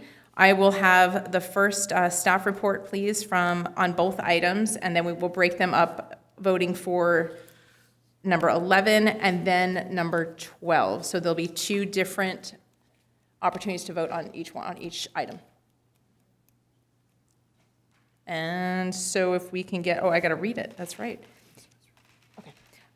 Introduce ordinance amending the Western Riverside County Transportation Uniform Mitigation Fee to update participation. Can we get a staff report, please? Ron Marino. Yes, good evening again, Madam Mayor and City Council. This is an update to the resolution ordinance related to the TUMP Construction Cost Index Adjustment for 2025. I know the council is very familiar with the TUMP program, and that is, oops. Sorry about that. Phone went off. So we're going to be talking about the update to the Construction Cost Index. So what is TUMP? TUMP is the Transportation Uniform Mitigation Fee Program that ensures that new development pays for its fair share of infrastructure. So essentially what it is, it's looking at the regional system, not Caltrans system on the main line, but it's looking at the regional traffic in the area. And this was voted on by the cities to come together and put together a nexus study that had an EIR that really identified what what needs to be built in order for development to keep going. So a prime example of this is all the various projects that we have done in the city of Temecula. Over the years, if you'll notice the screen, there have been some great projects that have been done. The widening of Butterfield Stage Road, there's also been a transit mobility hub that was instituted over at the mall. There's the SR 79 South Interchange. There was also the Winchester Interchange, certain improvements done there. French Valley Phase 1, and then obviously we've done Phase 2 since then, but the aux lanes as well. And then, of course, we're going to be looking at obtaining some TUM funding for Phase 3 that we're currently under design for. So a lot of projects that have happened in the area that Temecula has been, the benefactor of a lot of TUM money that developers are putting in. Now, there's also a couple other projects that aren't on here that I'd like to highlight, and that is there's been a lot of infrastructure done as part of Somers Bend. They had a TUMF agreement. Also, Altair up in the foothills here above Old Town. Altair will have a TUMF agreement as well, and that will be in order to construct the western bypass that runs around and will essentially become Diaz from Temecula Parkway. So that's going to be a good thing. So moving on, after our project list right here, you can see that these are going to be the adjustments. You can see it's a 2.6% increase, construction cost increase. There's also the single-family residential has been divided into various square footage. And then you have multifamily, industrial, retail, service, and Class A and B office space. So these are the new fees. I'll just take one of them as an example, the very first one. You can see that the Nexus study fee schedule was $12,380 per building permit. It's going up $325. And most of them are pretty modest increases, but it's keeping up with development costs and in order to keep the TUMF program funded, and that way more money can go into the region and go around to be able to connect the communities. Okay, next slide. So what we are asking for is a recommendation to introduce the ordinance to establish that construction cost index and also revise those definitions of multifamily and single-family residential unit. And we're finding that this ordinance is exempt from CEQA, and then adopt a resolution of the City Council amending the applicable ordinance, the applicable fee that to all developments in the City of Temecula, finding this resolution exempt from CEQA. Also, in the audience, we do have a representative from WRCOG, Carolyn Hammond, and I'm available for any questions you might have regarding this fee increase. All right, thank you very much for that staff report. Any questions of staff? Seeing none, we're going to move on to opening the public hearing. Do we have any comments? We're going to close the public hearing. Any discussion from my council members before we move into a motion? Move approval. Second. All right, first and second, let's vote.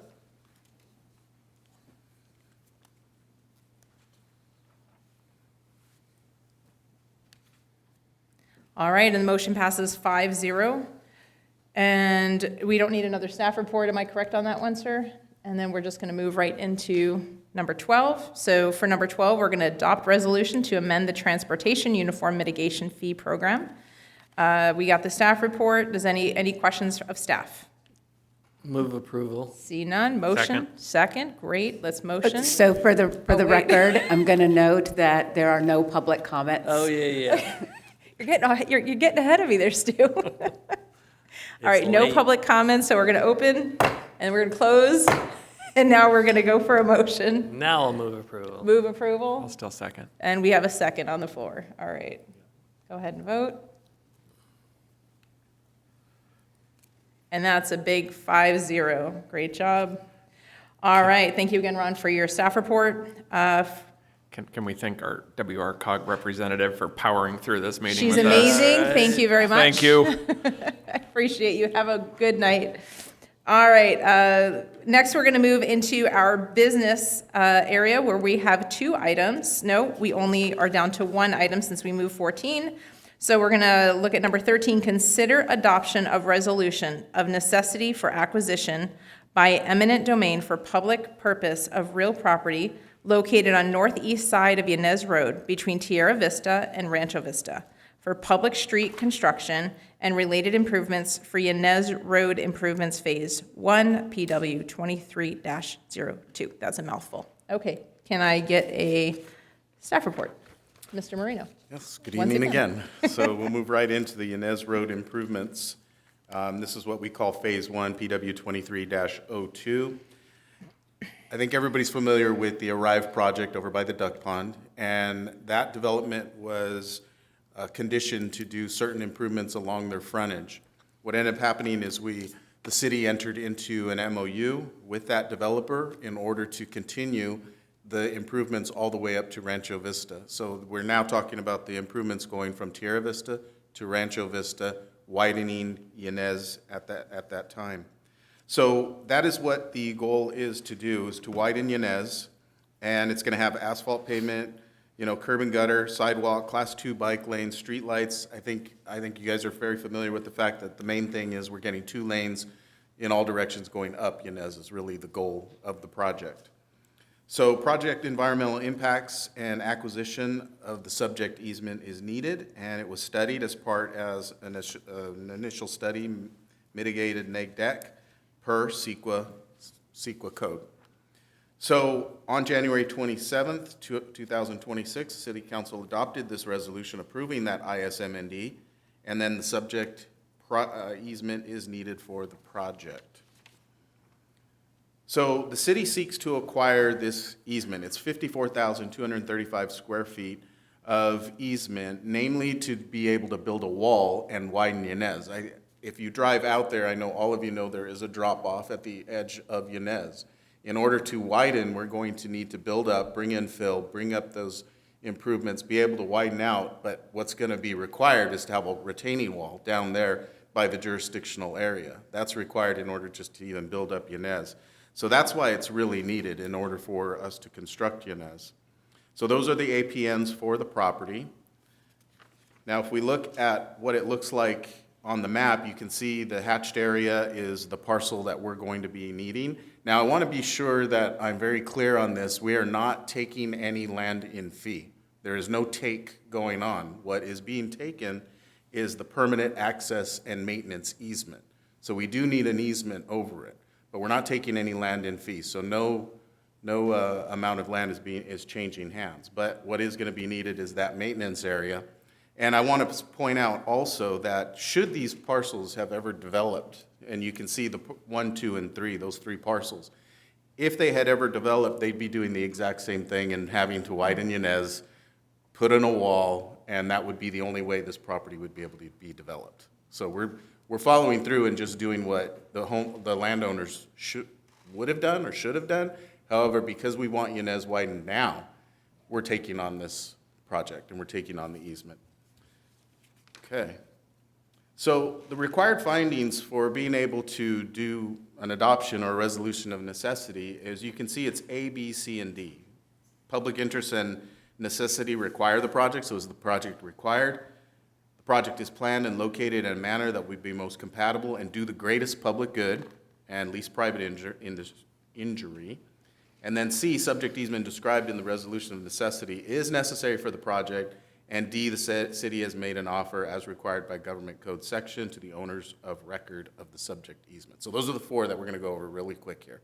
And I think I can get through them pretty quickly because you guys are very familiar with the project. So going to the next slide, we're looking at A, the public interest and necessity require the project. In order to widen Yanez, that's self-explanatory. The project is going to be needed. We're going to need the maintenance easement, as I said before. There's no way for us to build the public improvements and to widen out unless we get the easement and construct the wall. So A has been covered here, that these items are necessary in order to construct the project. Now when we look at B, the next one, the project is planned and located in the manner that will be most compatible with the greatest public good and the least private injury.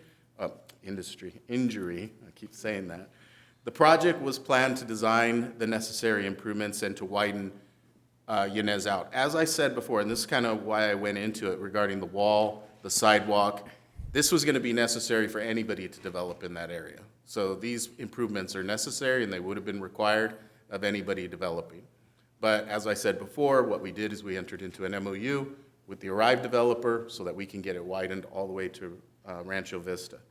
It makes the most minimal impacts on the parcel because we are doing a vertical wall. It is expensive, but it's a vertical wall to keep that width down. And there, like I said before, there's no property needed to be taken. You know, it's just an easement. Public ingress, egress, and a maintenance wall easement. Then the subject easement is needed to construct the wall, as I said, and then what we're doing is the best and highest use for the property. And I would think any parcel owner would be happy to have these improvements done, you know, ahead of any development. So C, the next one, the subject easement described in the resolution of necessity is necessary for the project. Plain and simple, we cannot construct this project without these easements. We cannot do it. So it's going to be needed, and it needs it to be able to protect the properties, the jurisdictional area, and to protect the traffic, and to be able to protect the vehicles that are on Yanez Road. And then lastly, D, city has made an offer as required by government code to the owners of record of the subject easement. We did extend a written offer to the owners of record on August 6, 2025. City did attempt to negotiate in good faith for the subject easement. City's been in contact with the council for the Norrises. This is a family trust. Ms. Norris mentioned that she does not represent the remaining owners. So what she is essentially doing as far as negotiations with us is on her own. But we'll work through that process as we go through with our city attorney. We have not been able to reach an agreement, but based on the project timing, it's necessary that we consider the adoption of the resolution of necessity at this time. There is funding associated with this project that we have received from the state and federal level, and so therefore we do want to utilize those funds sooner than later. We have time, but this is really, time is of the essence too. We really need to get this done and move forward into construction. The plans are already at 100% designed, so we're ready to go. And this is why we need the resolution of necessity. The resolution of necessity does not foreclose a negotiated agreement with the owners. A negotiated agreement would require all owners agree to the subject terms, and so we will be pursuing that. So in conclusion, based on the items presented tonight, staff is requesting City Council adopt the proposed resolution of necessity, authorizing the acquisition by eminent domain of the subject easement. And so now I'm available for any questions in the audience. We also have Samantha Marconi, who's worked on this with RWG, and then Anissa, Anissa Sharp's been working on the acquisition. So we can answer any questions you might have. All righty, thank you again for your report. Do we have any questions of staff for any of the individuals? Yes. It's fair to say that this take will literally improve the value of this property exponentially, because this would have been on the owner of that property to develop it. That's correct. It's shocking to me that we're having to go through this strictly to improve their property. It is, we attempted to negotiate. We were not successful. We have to go through this process now and adopt this resolution of necessity. But as you have seen with earlier items on the agenda tonight, it can be rescinded if we can come to an agreement after this evening, and hopefully we will get there. I sure hope so, because it seems really ridiculous we have to do this, but all right. Thank you, Stu. Anybody else? Yes, sir. Thank you very much, Madam Mayor. Ron, I had a couple questions. One is, are we taking any property? No. Okay. I just want everyone to know that we're not taking any property. Because anytime anyone just sees eminent domain, they think we're taking property. So this is access and maintenance agreement on an easement that's already there. That's correct. Well, the easement is not in place. We're asking for the easement, right. Yes. So it's an easement across his property. We're not physically taking someone's property. Correct. Okay. So that's good. Can we, since plans are 100%, would you be able to send over the drawings to us so there aren't any striping surprises, when we come forward with that? So that would be helpful, I think, like long-term. And then with respect to this property, this is a section of Inez Road. It does nothing to the Rancho Vista frontage of that property. This is a whole different topic. The only thing that will happen on Rancho Vista is the curb return will need to be completed, so going right around, and then the signal, there may be a signal mod needed, and the pole will have to be relocated. But you are correct, there's no true improvements on Rancho Vista. Right, so we'll have a sidewalk to nowhere essentially. So I'm just sort of throwing this out there as like on our radar for the future. So those children that live in those apartments right there can walk to Vale Elementary School, right? So let's think in the next few years of doing some improvements along Rancho Vista, at least if it's a temporary DG sidewalk or something to get people so they're staying on the same side as the school when they're walking up there. Very good. Yeah, no, Thank you, good Ron. point. Appreciate it. Yeah, I will add, because you asked for the plans, since this is a capital improvement project being administered through the city, we will be bringing this to council when we ask for authorization to bid the project. Great, thank you. All right, great. Mr. Brendan? Nothing. Nothing? Ron? No, I was going to say, are we any concerns with striping? But I'm going to leave it. I'm going to leave that alone. Gonna poke the bear, huh? We like the 2 lanes on each side, that's for sure. I'll make the motion to move to approval. Oh, wait, no, don't wait. You guys keep forgetting public comments. But I just have, are there any public comments, ma'am? For the record, there are no public comments on this particular item. Thank you very much for that. Now we can move to your motion, sir. I will make the motion to move to approval. Well, thank you. Second. Second by Mr. Stu Stewart. All right, let's vote. Can't forget those public comments.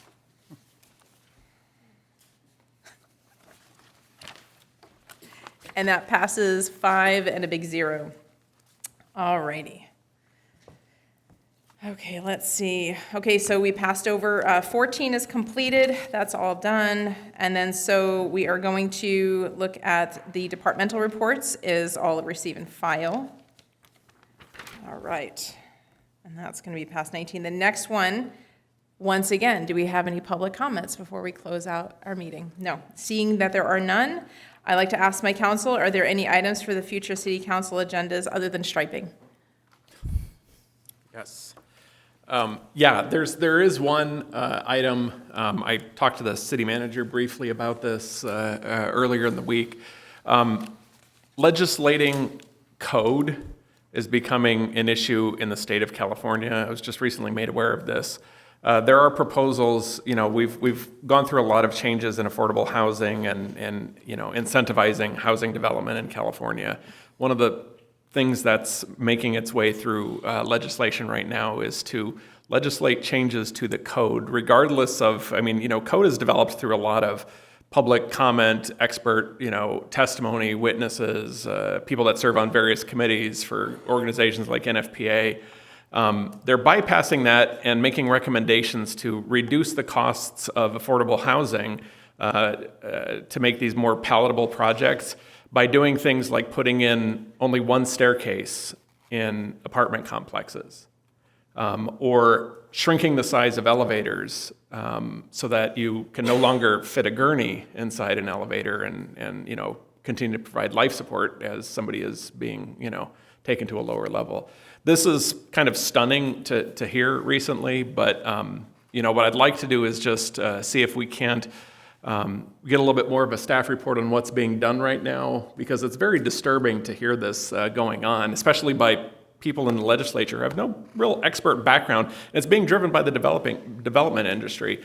Surprisingly, the pushback on things like adding in solar panels, like if they're worried about reducing costs, mandating solar panels on affordable housing, you would think would have been strong opposition, but it actually makes the developers more money in the long run, right? And so very frustrating to see this happen. I'd like to put this on our radar for a future discussion and staff report, but also to reach out to the league to see what they're hearing on this end as well, and then make sure that this finds a place for our legislative platform too. So to my understanding, we don't need a motion, it's just bringing forward a staff report is all we're asking for. Yes, I believe it was just general direction to the city manager to follow up on this. Okay, excellent. City manager, do you need anything on that? Is that what you wanted, or do you actually wanted this to return back to the council, I think? And if that's the case, you guys need to vote on it as a future agenda item. Well, I wasn't quite clear, in our conversation, do we need to bring something back that we have to take a formal position on? If it's not part of our ledge platform that fits, neatly, Ms. Joel, I haven't It's talked to you your about that. prerogative. I can certainly take the direction, and I can put together a report. I can send it administratively to the full council, and you guys could decide if there's something there that we need to agendize in the future. I'm happy to handle it that way if you want. That'd be great. Okay. So we're going to do a motion on that then?